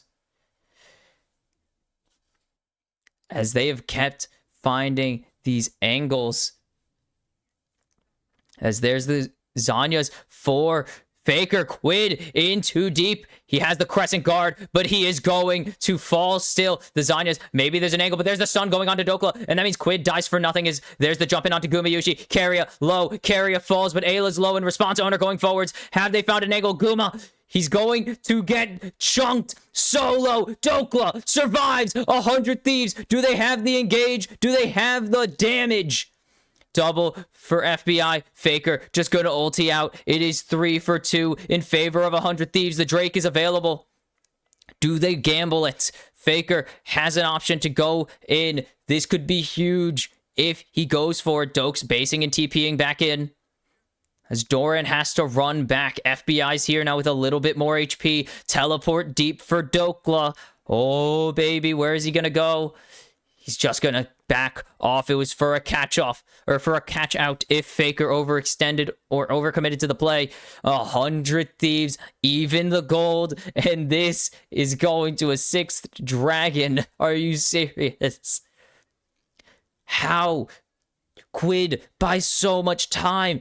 He does so much. He doesn't do that much damage, but he buys so much. He burns the Dominus. Look at this. Burns Dominus. Doesn't burn the Crescent Guard quite yet. Zanya's burns Solar Flare as the team tries to save him. And Guma's already chunked. And then Ayla, who cares that Ayla dies? He's going forwards. Means that, oh, they lose Guma for it because Owner goes forwards. There's no one to stop Dokla. There's not enough damage. And Golden Glue going through the 5 stages of grief with this goddamn team. He's going through manic episodes watching his team play because that's a very valid reaction to the ups and downs, the roller coaster of a game that this has been. Big Dokes, indeed, level 17, 3 items, 100 Thieves. I said they weren't scared. They go out with a bang if they wanted to. And this is exactly how they would love it to go.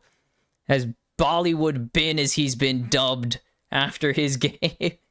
After his game against BLG, Bollywood Bin is going ham in these team fights. He may have died 4 times, but he is doing phenomenally. Phenomenally. That's the word. Yeah, he's doing so well in these teams. He keeps finding these incredible ultis. They haven't all resulted in kills. Like, the one at the Atticon and the one on the Dragon both led to him dying. But he's found so many ults onto Guma, onto Faker, that he keeps threatening them and keeps making sure that there are 2 damage dealers that have to focus on him. Usually he can draw Doran in too. Like, that's the great part. is that he allows River and Quid to go forwards because he draws so much pressure with the public execution. 15 seconds on Baron. Do 100 Thieves. Have it in... God damn it, Ayla. Yep, pings the ward. River pings his ward, probably. Get dunked on. Dokes. Picks up standing gold. We're back to actually dead even again. Doran on the bot side means someone has to answer. There's a lot here that Doran can do. He has teleport available. 100 Thieves need to pull the trigger, because if they don't, then they're going to lose way more than they should be willing to afford. As the damage, not quite there. It's lethality. Quid gets the ult as the wall comes in. They're looking for Quid. They're not going to get him. They get the teleport out of Doran. That is a gigantic victory for 100 Thieves. Such a big... He went for... I mean, they did go for it. If they get Doran, that is a guaranteed Baron. The minions do pick up the turret. The local gold isn't there. But such a good attempt. As what are they going to go for? What's the angle for 100 Thieves? Because this is getting tense. This is, as campers would say, intense. Owner has GA. River's still building towards it. Dokla's building towards it. There's Zanya's on both mid laners right now. This is a game of inches. 100 Thieves. How have 100 Thieves been the best looking North American team at the entire tournament? As they go again, there's vision on it. Do T1 have an answer? As Doran sees what's happening, the Crescent Guard is still available if they push Owner away. This is not a particularly speedy Baron take, as Owner is here. Keria is found.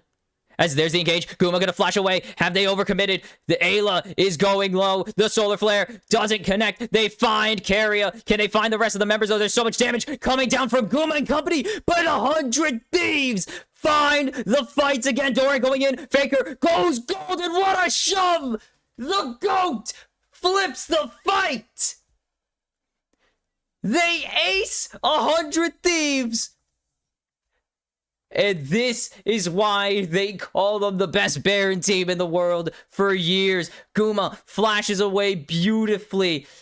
They get Keria. They burn everything on the support. No damage coming out onto Owner because he's in the Crescent Guard. And then this looks great, but you're in a narrow choke point against Faker on Talia. And the seismic shove. Doran burns the spell shield. Bang! 3-man shove into the unraveled earth. And it is disaster. This is everything that could have gone wrong for 100 Thieves blowing up in their face. No fake, no Guma arrow, no River Steel again. It's Drake, Soul, and Baron over to a 2T1 Owner.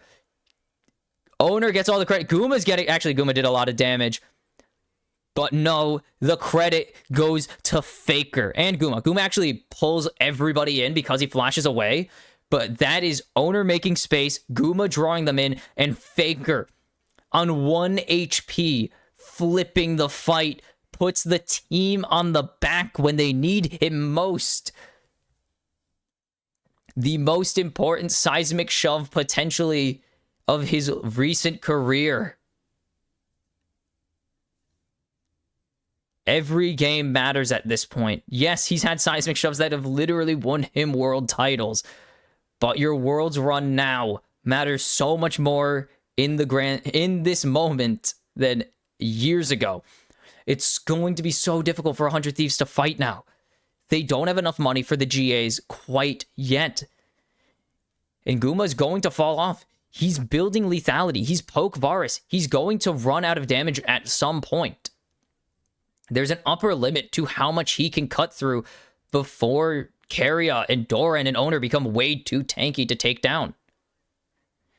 This threat is immense. This is a near unexpected result already kicking off. 100 Thieves, they've pulled this one back already. Can they pull it back some more? 36 minutes in, they're starting to crack open the base as the wall goes down to ensure the tier 3 falling. It's Baron in 3:45. It's Elder in 4. That was a weird looking desync moment. 100 Thieves trying to find the fight, the perfect one. They can't overextend, they can't overcommit, or they risk everything falling to pieces. As they're thinking about it, they saw Carrier on the reset. They thought about going for an angle, but they're not going to swing for the fences quite yet. At this point, with the gold lead T1 have, with the soul in their pocket, 100 Thieves need to be so precise with their strike. Faker onto the Crypt Bloom. As you can see, the roller coaster of win probability. Show the gold graph. It's even more of a roller coaster. The greatest coaster ever designed. 100 Thieves in T1 crafting a masterpiece on day 8. Who would have expected T1 versus 100 Thieves to be this much of a banger? The GA online for River. GA slowed shortly going to be online for Dokla. Is FBI, what is he going for here? It's another lethality item. It could be quite literally anything. Is Doran still working on it for his? And LDR for Guma means that this is going to be a really not as tanky frontline Rift Maker for Quid as he's going on to the death cap next. Starax for Doran already in the pocket as they have to just give over their red buff, and that is suboptimal. It's not resetting. Faker shoves it so it resets, and then Odor W smites it. That was pretty funny.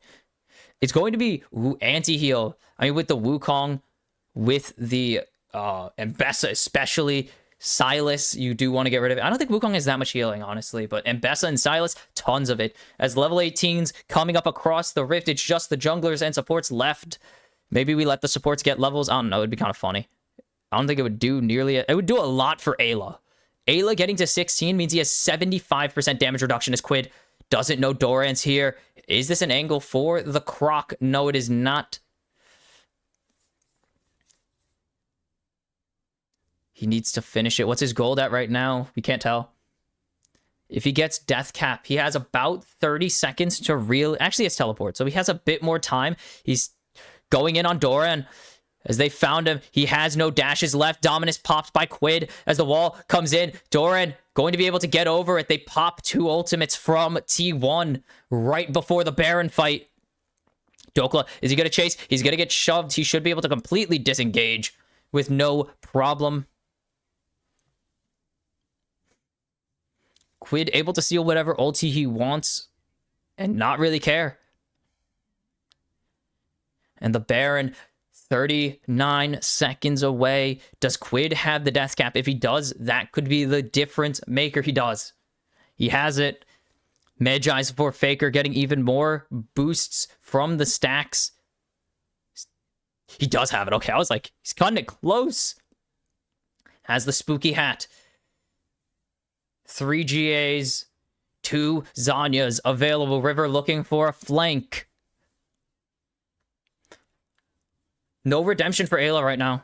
That is a crucial spell if T1 can find an engage, but they don't want to overstep their boundaries as it's Quid with Crescent Guard who wants the eject button. He's jumping over the wall. They find Carrier. The Crescent Guard goes down. Maybe they've overcommitted, though, onto the wrong target. As Quid is solo, but Dokla is in deep. He's trying to get Carrier, but he's not going to find anybody. Have T1 found the angle? As Jokes forced to flash away, he's running. But Kuma has the autos. He's going to find the top laner. He's going to find Bollywood Bin himself.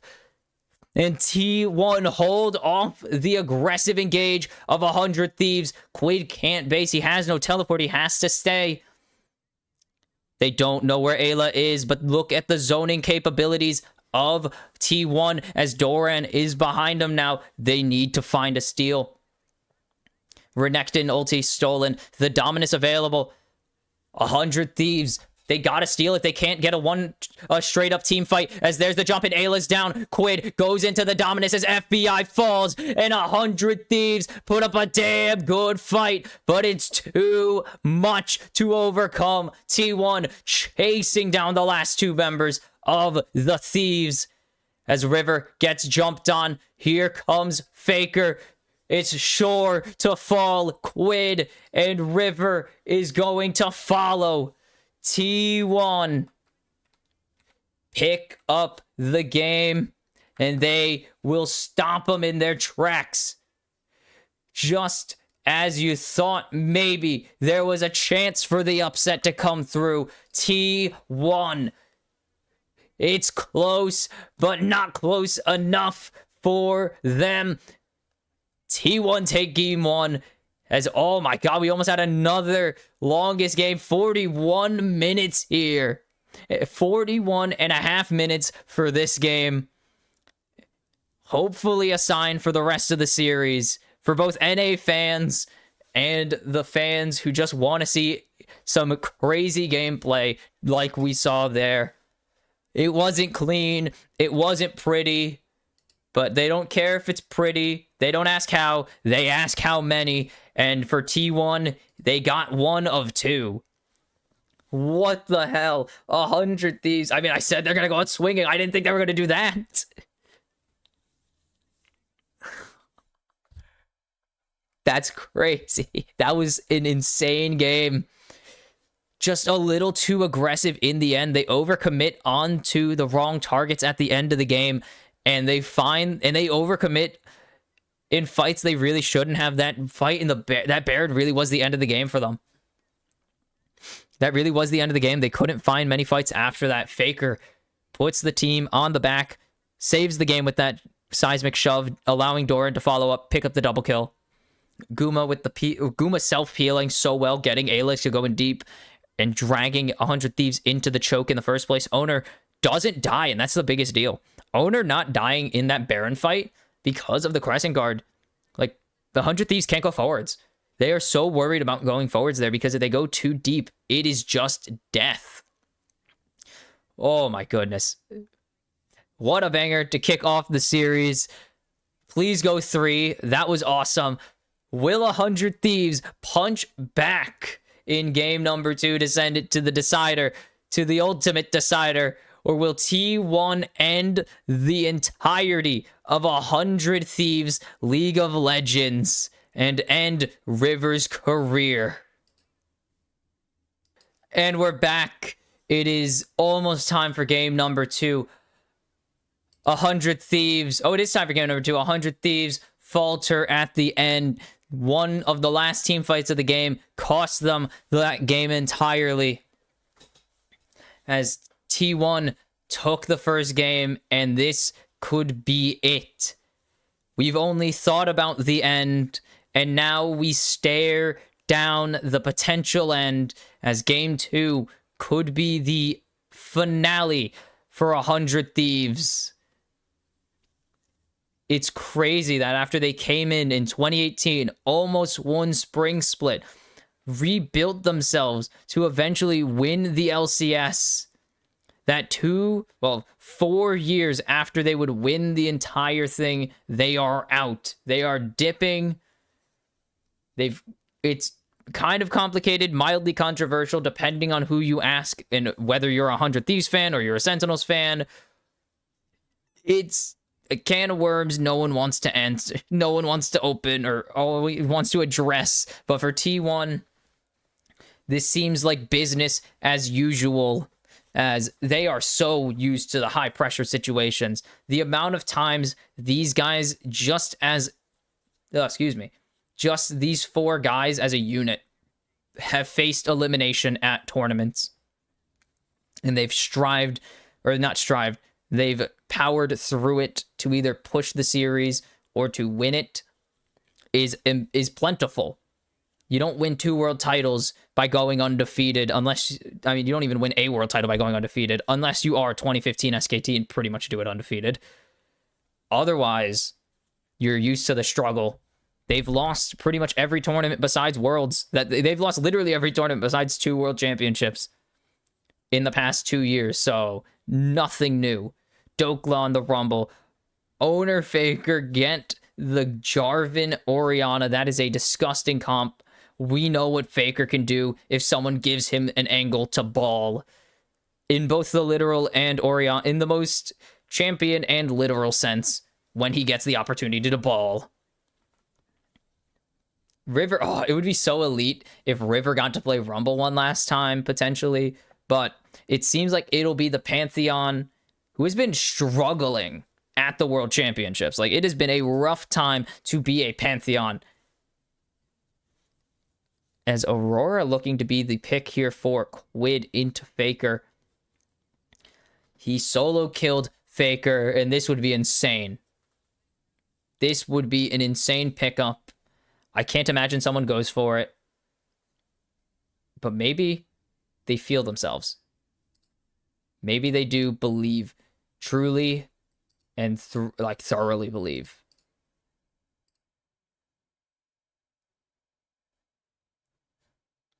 Cool. Anyways, sorry, I was just checking something. And it will be the Akali. They're going to continue to just throw hands. They've decided that this is how they want to go out. You don't go out with a whimper like TSM. You don't leave as a coward. You don't leave before your team wins the LCS like CLG. You leave when you are thrown violently out of the building, as 100 Thieves have put down the gauntlet. They're thrown down the gauntlet, and double AP means that Galio for for Doron, actually. He's played a good amount of it too, but Faker, of course, last year, the iconic Galio play to save the World Championships in Game 5. It's not quite the same pressure.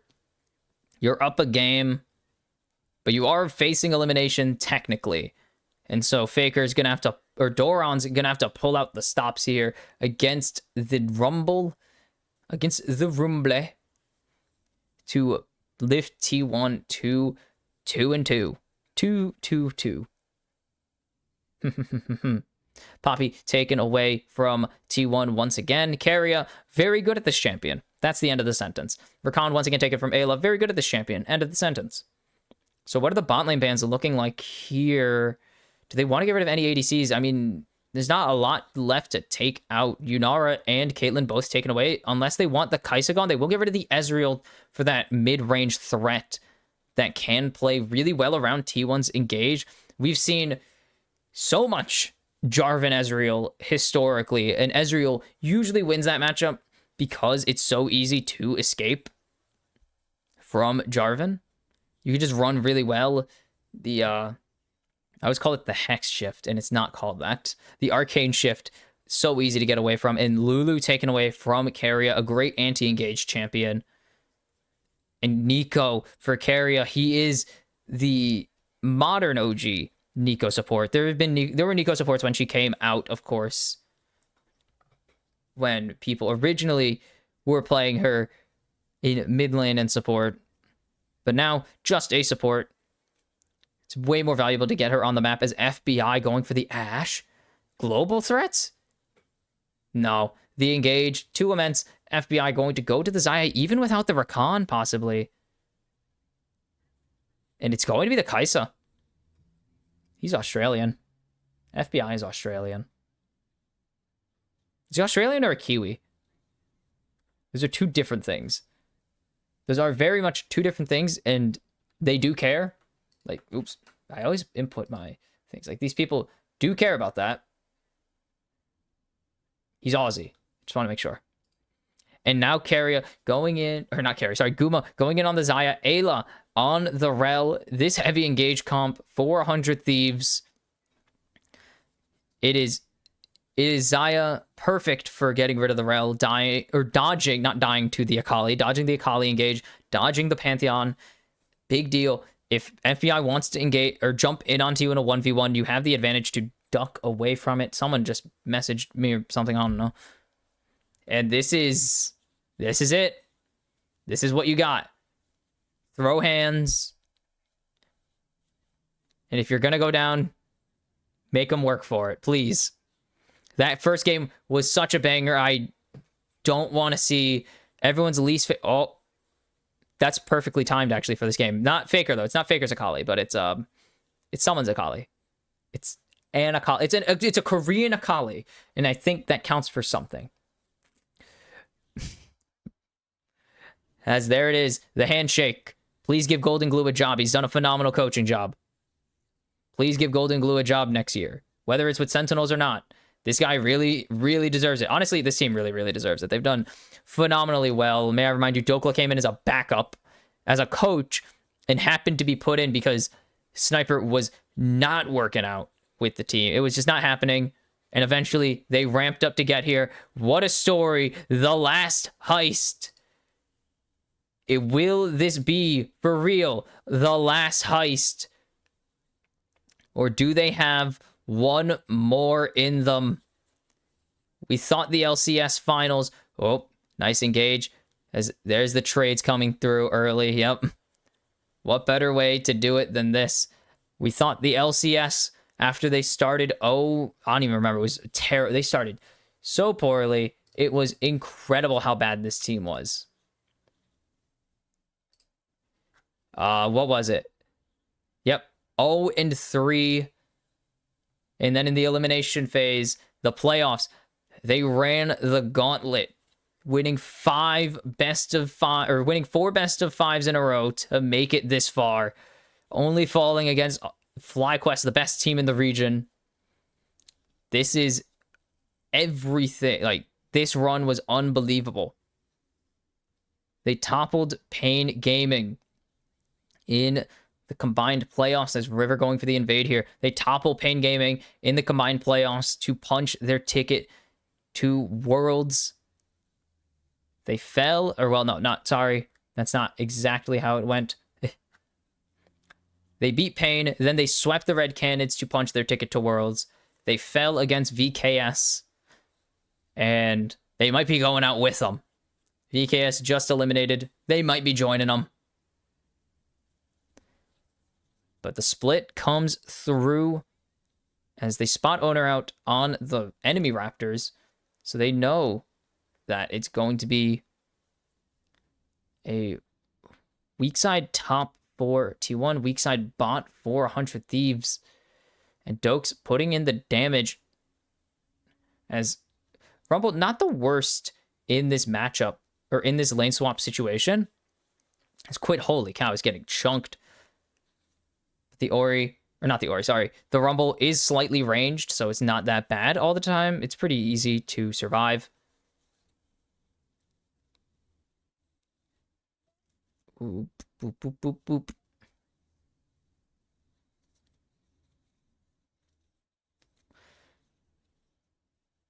Is there anything? Is Owner going to go for anything? He probably wants to go get his bot side camps, though. And Quid going to take this engage here. He's going to keep going. He's just trying to get as much as he can. Keep trading.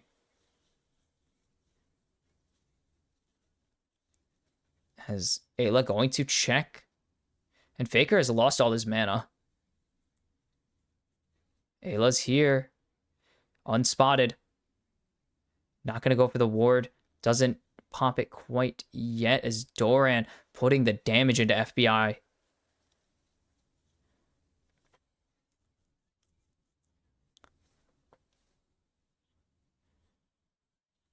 Dokla chilling for now as the final heist. There it is. Worlds is the final heist.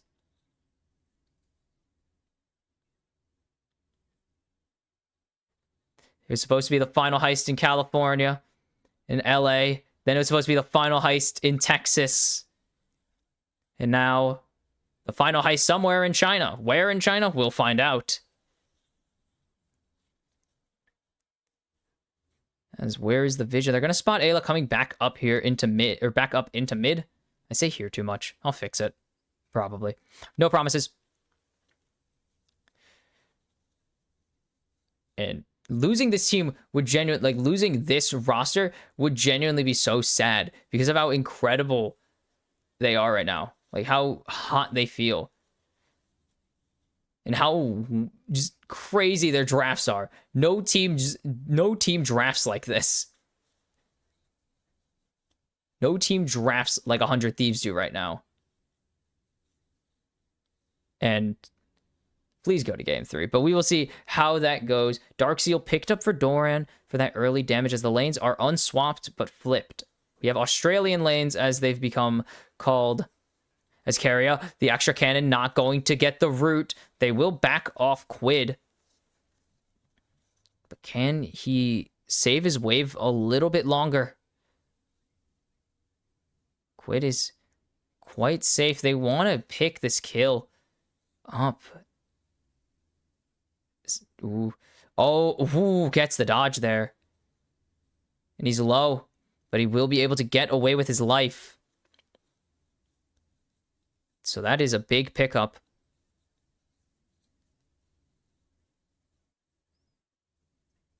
He's safe, at least. That's the clone getting stunned up. Who cares? Owner going to grab this early dragon with the bot and mid push going in their favor. As they keep the lane swapped, they want FBI into Doran at the moment. River? No, there's no way, right? Oh my god, are you kidding me? River again! His third steal of the series! But the fight is not going quite in their favor. Faker with the shockwave, and now flashing out of the heroic entrance. Quid can't really get involved here. Oh my goodness. What? Again? His third objective steal of the series, and that is a heist. A mini heist within the heist. They just side quested. River side questing during the main. Owner just sees the Comet Spear charging up, and he knows that he's charging.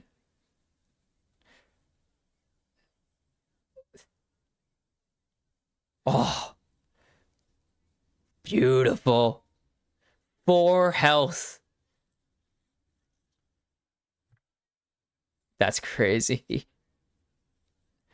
As FBI going to be able to put the damage into Doran slowly over time, as Faker doesn't have shockwave. He does have flash, but he's not going to get to use it. Quid, first blood on the unkillable Demon King.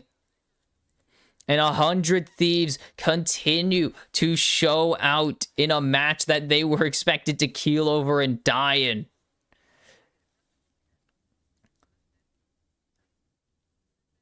That is a big pickup for Quid in a lane that he was kind of struggling in. They were putting a lot of effort to make sure Quid stayed behind.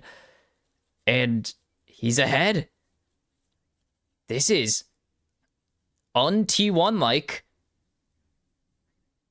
This is thoroughly un-T1-like. They are struggling. That was very synchronized auto attacks, and I think that's pretty cool. Dokes going to get rooted up, will at least grab the wave. His only goal was to grab that cannon. He has teleport, but they still don't want to swap back. Okay, I don't think he steals this. River's in the bot side. There's no way he steals these grubs. So this objective is safe from the wrath of the wrath of the true thief. The thieviest of thieves. Guma may have stolen the 2 barons, or stolen a, like, Owner and Guma may have combined for 4 stolen objectives in grand finals, but River has 3 stolen objectives right now. And that one's cooler, I guess. I don't know. He's getting away with some shenanigans. A lot of damage onto Dokla. He's kind of just doing fine, actually. He's doing pretty well for himself. He hasn't died. He's pretty set with, pretty on par. He's on par with Doran right now. So he's chilling. River is spotted as here comes the teleport from Dokla as he wanted to get his reset. Ayla's up here too. As he's going to hold this wave. Nice.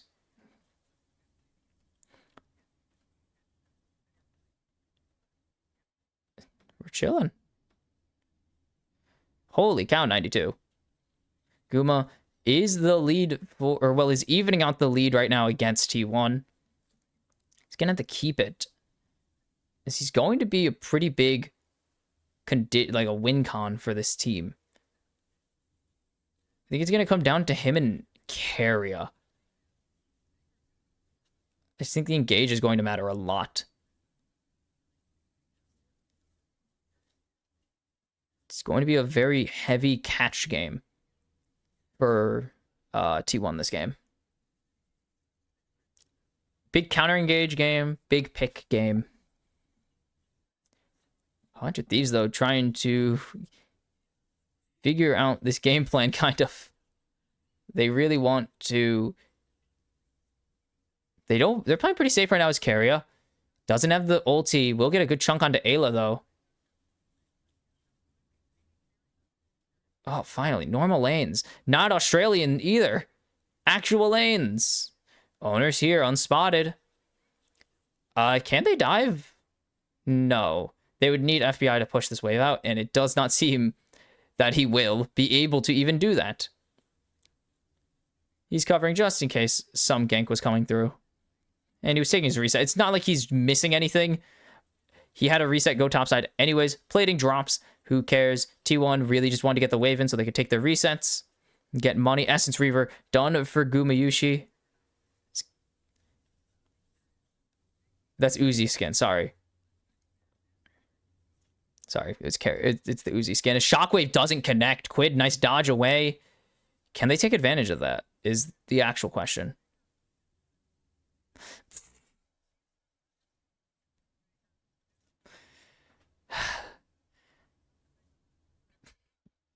Sorry, they made a reference. Flowers on the cast today. They threw a little reference to Faker Shockwave. FBI has his first item. Don't think they really want to go for it. They don't need to go. Ayla, no. Contemplating. Contemplate. And Ayla, did he miss the word again? Ayla missed the word again?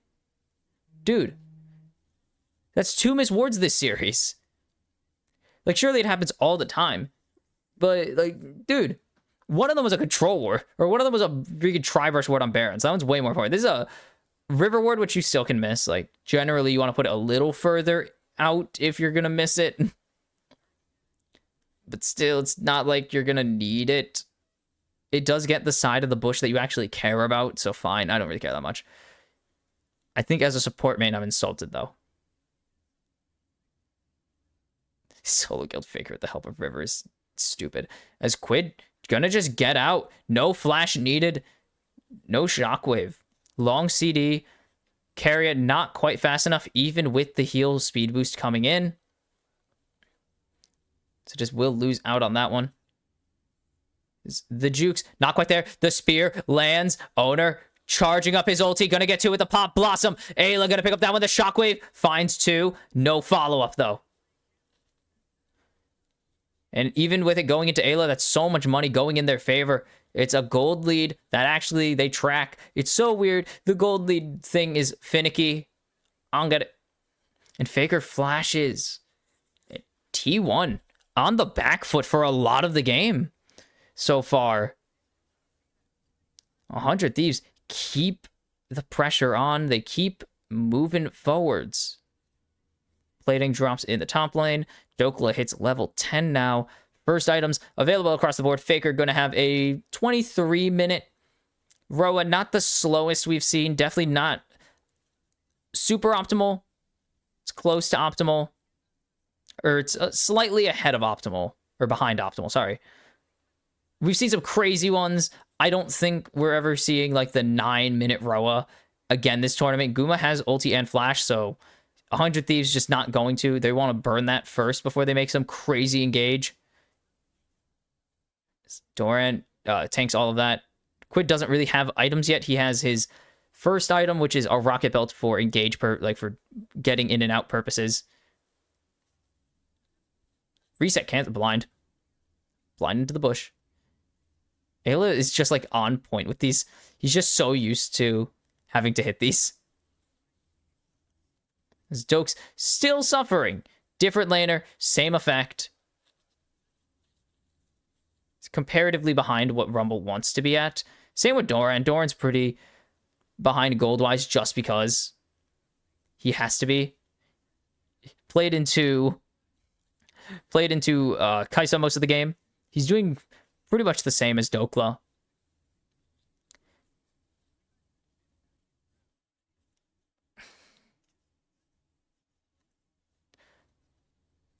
Ayla. As the jump in onto carry, they're going to burn the Pop Blossom. Immediately has to flash out. As River will also grab the Crab. Didn't even need a flash for it. He's a better NA jungler. He's not even from North America, and he's a better NA jungler. They have vision. T1 coming in. They might just go for this mid turret with a potential steal from Owner.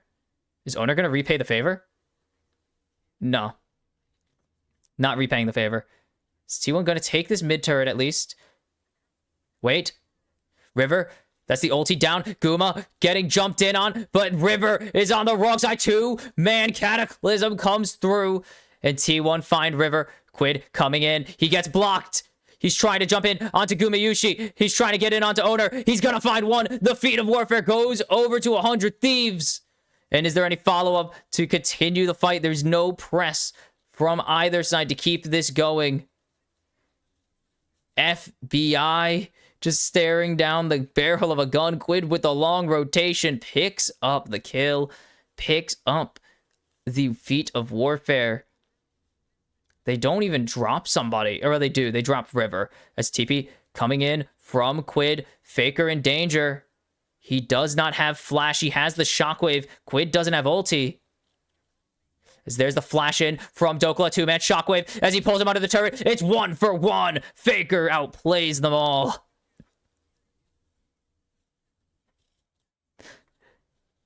Whew. Huh, wait, what? Faker? What? That wasn't Faker. They do lose stuff. They get the gold back at least onto Quid too, but they're going to miss out on a flash. They're going to lose a turret again. As Ayla over the wall finds Carrier, forces out the Protobelt, which means nothing.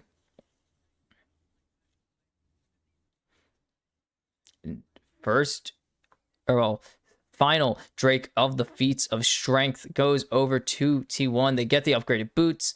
They have 2 Drakes to 1 now in their favor. As Owner bullies that minion.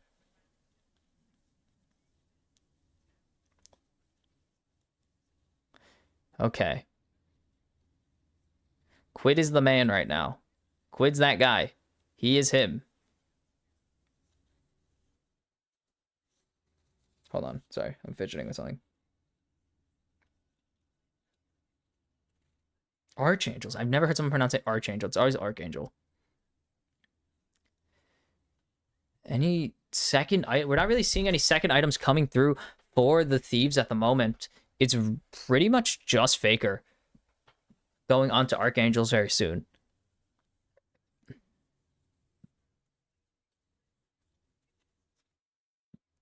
As Quid going forwards.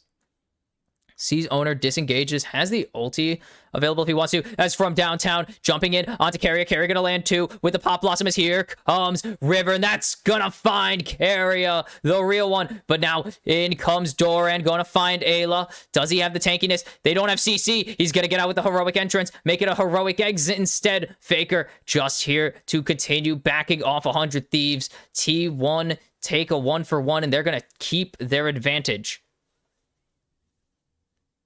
Thinking about it, Quid spotted over the wall. Really spotted over the wall. River unidentified at the moment. Can they get the Herald here? No. It's a reset angle instead from 100 Thieves. They don't want to push too far. They know that T1, they saw how quick T1 can turn these games around. How quickly they can make these games unplayable for their opponents, and they do not take a chance.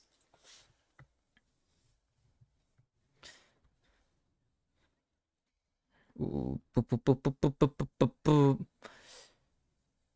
We're coming up on Bloodletters soon-ish. Trademark for Dokla. Quid probably going for Shadow Flame. Best guess is Shadow Flame. I don't see him going Horizon Focus, as there's no ulti available for Doran. He doesn't have TP. He is just going to die here. It's just going to be how long can he stall for his teammates to pop in.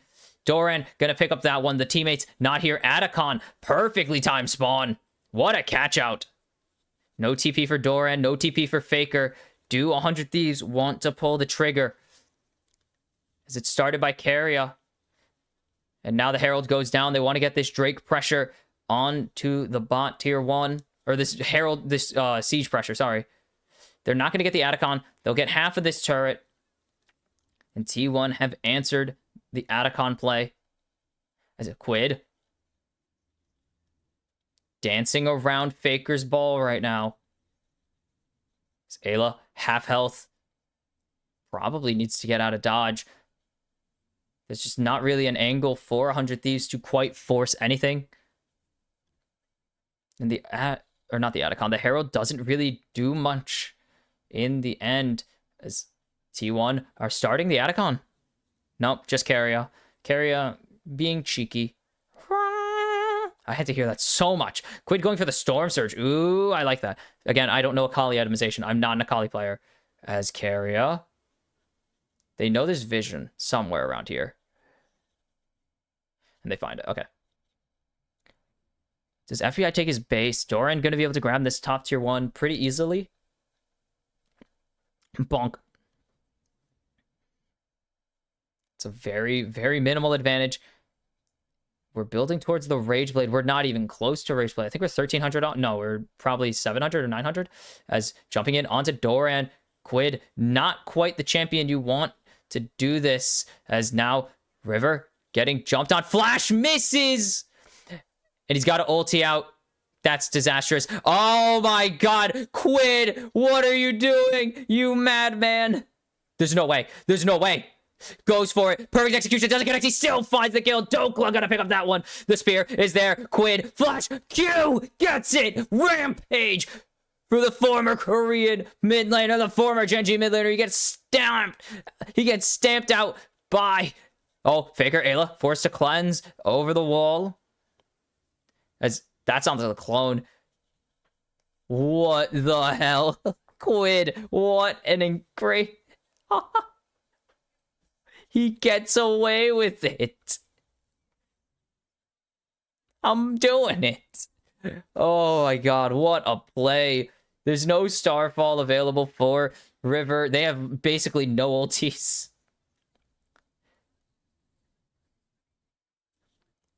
Holy piss. This begins, and this is stupid. This is dumb and stupid. I love it. Misses the flash. And out of there, and then everyone's favorite animation, the flips, baby. The flips, all about them. Good cancel here to prevent the damage coming through. They still get the taunt. And then ignore this. Ignore that. But then, bang! And then it's a little too much. T1 start the dragon.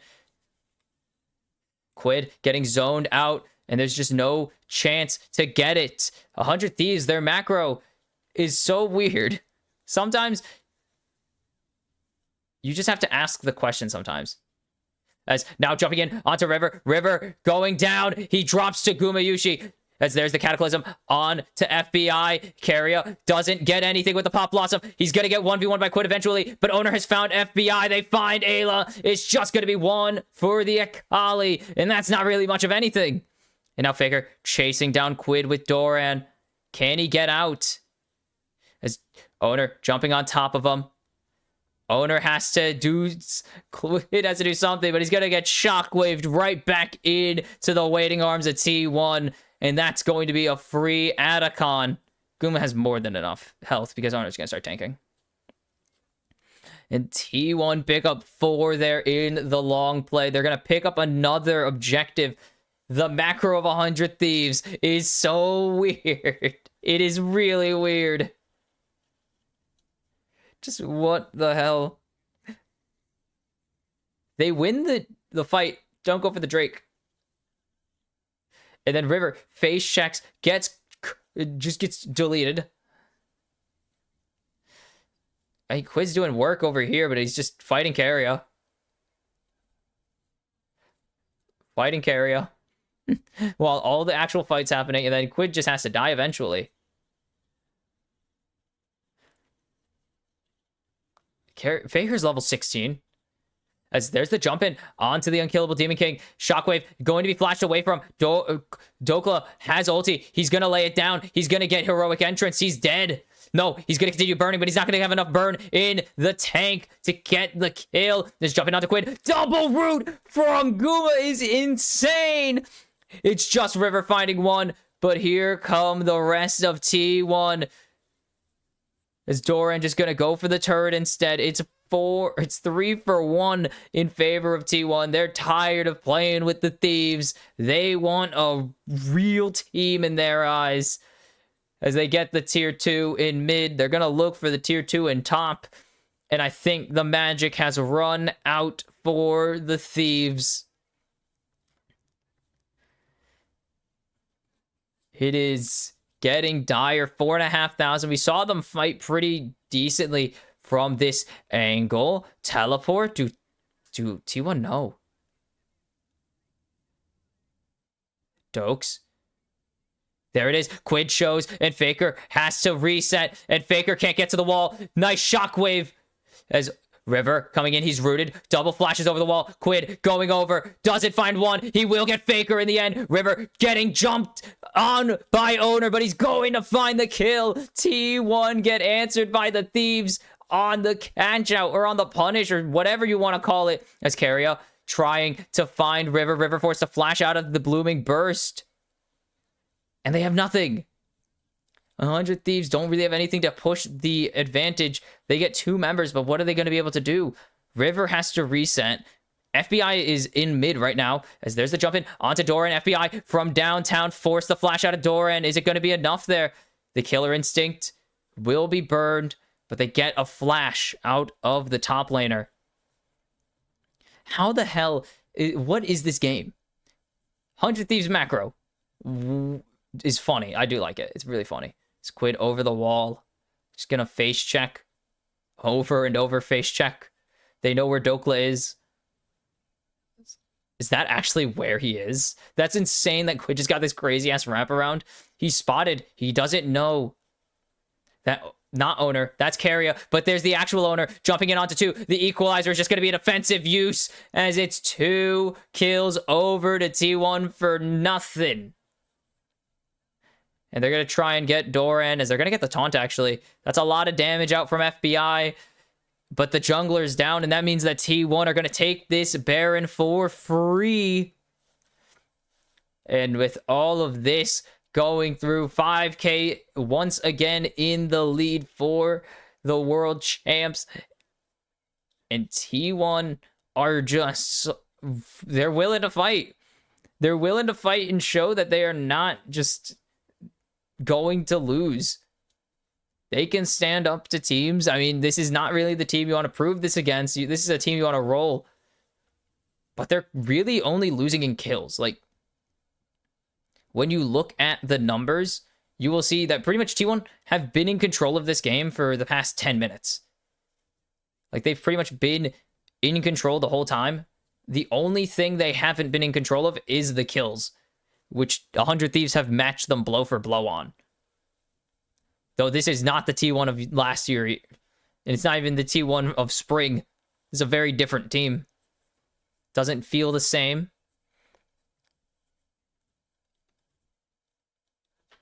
All right, this Baron power play about a balloon. About a balloon, as there's the first turret to fall. And they're going to get a tier 2. Oh, no, they can't. They have all the tier 2s down. This is a unenviable? Unenviable is the word. Yes, an enviable situation for 100 Thieves. You gotta do something, but you can't really do anything. There's so much power on the side of T1. Owner has the GA. I think Guma's pretty much full build.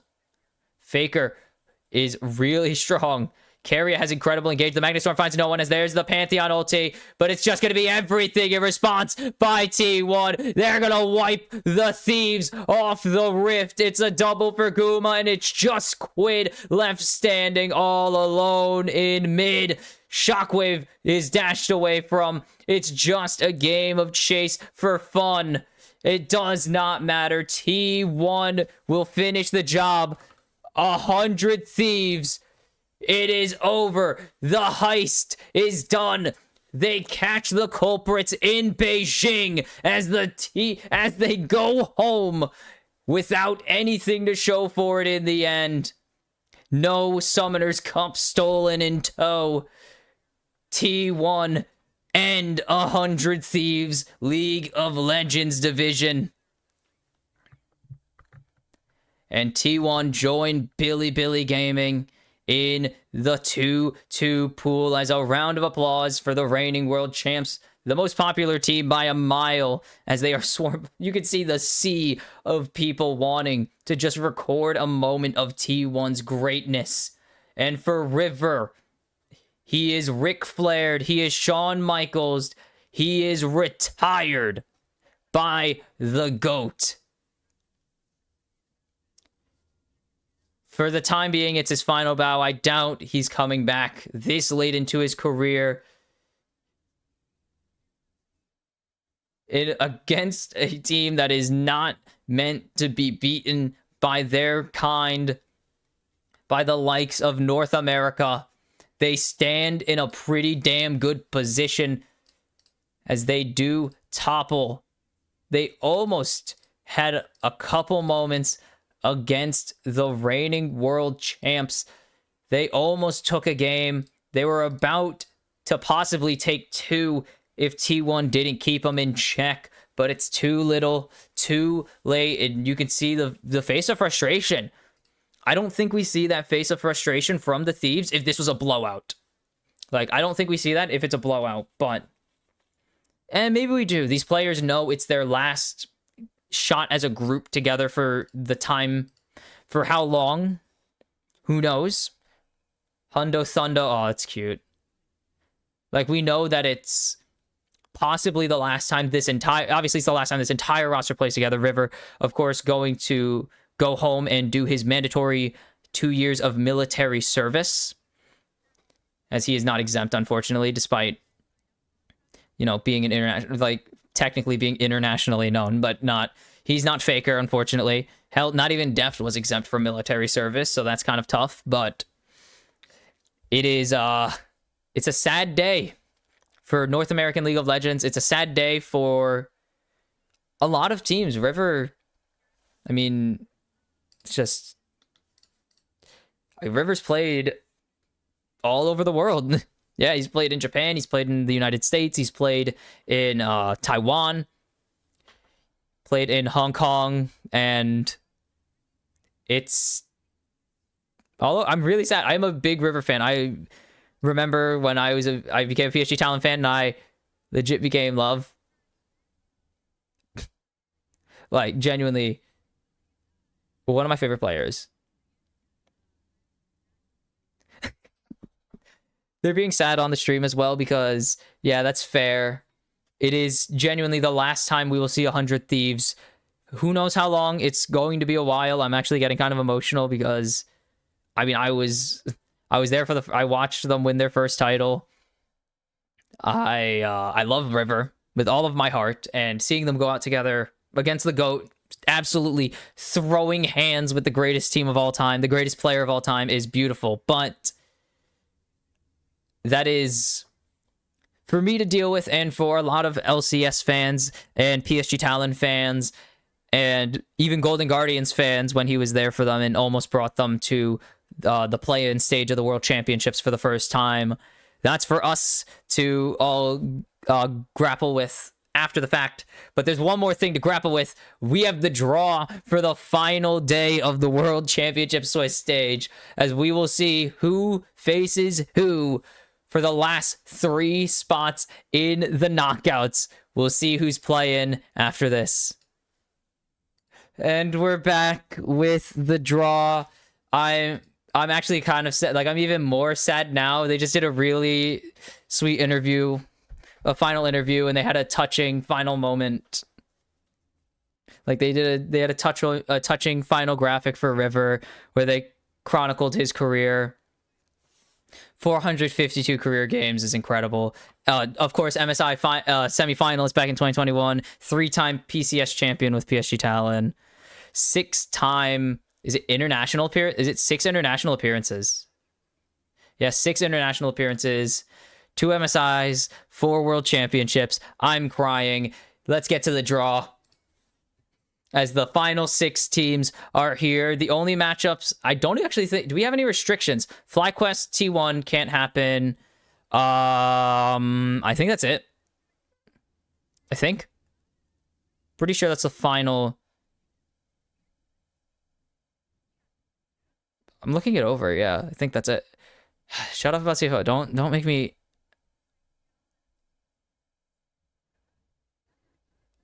That would be cinema. And they have Jie coming in. No, he's just wearing that. Okay, I was like, it looks like he broke his arm. I almost felt bad for I was like, what the hell happened, Jie? Top esports. We'll see. That jacket's swagging. Jacket looks good. It looks like a cast at first, but it's a really good draw. Or it's a really good jacket. Oh my god, words are hard. He's got a little guy hanging off his arm. I think it's really cute. Does he actually have a... There's no he has an actual broken arm. No, he's using his hand. He does not have a broken arm. They want T1. Top esports think they could take them, and they're going to get Bilibili Gaming. GG's. There are only going to be 2 Chinese teams in the knockouts. Wait a minute. Hold on. Based on how this goes. Okay, CFO. It's upside down. No, we're cursed. Remember when Fnatic got their thing drawn upside down and they lost their final game? Yeah, that's going to be us. No, we're cursed. GA, you griefer. That's brutal, actually. That's a brutal draw. Top esports Bilibili Gaming is insane. Top esports should win. We got fucking T1. Wait, we can't face them. Wait. So T1 is the next one. So whoever's drawn next faces the Flying Oyster for a world spot, for a knockout spot. Oh my god, please be MKoi. Please be MKoi. Please. MKoi, please. No, they glued it. GA, you're scaring me. Oh my god. Yes! Oh my god. And that means with the final draw... Wait, no, we got FlyQuest. Wait, we got Fly... Didn't Fly play T1 already? Wait. There's no rematches. We have FlyQuest. Wait, we already had FlyQuest T1. Hold on. Wait, hold on. No, we already had FlyQuest T1, right? Please tell me we haven't. What? How is this the draw?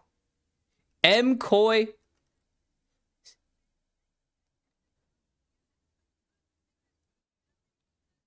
What? How is that the math that works out? Okay. I thought it would have been us versus... No, it couldn't be us versus MKoi. That's right. So it was... Was it actually guaranteed once BLG and TES drew each other? Hold on. Yeah, it was guaranteed because T1 had faced both of us in the first 2 rounds. Oh my god. I think we could take T1 again, but it doesn't matter if I think we could take T1. All right. Top esports versus Bilibili Gaming, CFO versus FlyQuest, MKoi versus T1, and CFO kick off this. Oh, I'm so stressed. I don't like this. I don't like being stressed. This isn't fun. I don't like being stressed. Oh. I genuinely believe we have been the better team. I have no doubt in my mind that CFO have been the better team this tournament. But that doesn't matter. It's going to come down to one game for these 6 teams. I am so goddamn stressed. I would, if we beat MKoi, we wipe the floor with them. But literally because BLG drew TES, the funniest outcome ever where none of the draw mattered. None of the rest of the draw mattered. Because T1 based both. What the hell? So LPO get absolutely shafted. That's hilarious. Is this the least Chinese teams? This has to be the least Chinese teams in forever, right? Like, there's no other world championships with this few Chinese teams in the knockouts. Like, they've sent pretty much every team. You have to understand that there's been like 2 EU seeds. No, there's been 2 non-Asian seed, like top 2 Asian leagues in playoffs since, okay, it was 2022. So it was their first knockouts in 2022. But oh, and okay, so it's 2022 is the last one, but like there have been only 4 teams from NA and EU, those are the only other 2 regions to make it in the knockouts since 2020. The 5th was G2. There's only been, oh, they said 2. Oh yeah, it starts with success. So 4 since 2021, 6 since 2020, and we are guaranteed a second European seed. No, we aren't, but they have a chance. This is an insane draw. BLG, what the hell? This is the least China sent in forever. Like, usually it's Korea that get their 4th seed bumped. So we will have possibly all 4 Korean, guaranteed 2 Chinese, no more, no less, 1 APAC, 1 North American, or 2 EUs. EU has not sent 2 teams since 2021, I believe it was, when Rogue and the Mad Lions made the knockouts, if I'm not mistaken. Yes, Rogue made the knockouts in 2021. This would be the first time in a decade the APAC region, the LMS basically, mostly. I'm not counting Vietnam. Vietnam actually hasn't ever made a Worlds knockouts, and that's kind of insane. I think they haven't. The only one I could think of is 2013 they would have made. They didn't make it. This would be the first LMS seed to make the knockout since 2015. It would be the first North American seed since 2023 when NRG made it. It would be another day at the office for Korea. It would be another day at the office for Korea, and it's the least Chinese seed sent in. I don't even know. It's been so damn long since there's been under 3 Chinese and 3 Korean teams at the tournament. Usually they take up 7 seeds. Hell, for the past, what? Last year they took up all 8. 2022, they took up 7. Last year they took up 7. In 2021, they took up 6. Like, this is insanity. I'll see. I've been Box Kimchi. This has been the Kimchi Cast. I'm going to go, like, scream into something because I'm so worried. I'll see you tomorrow.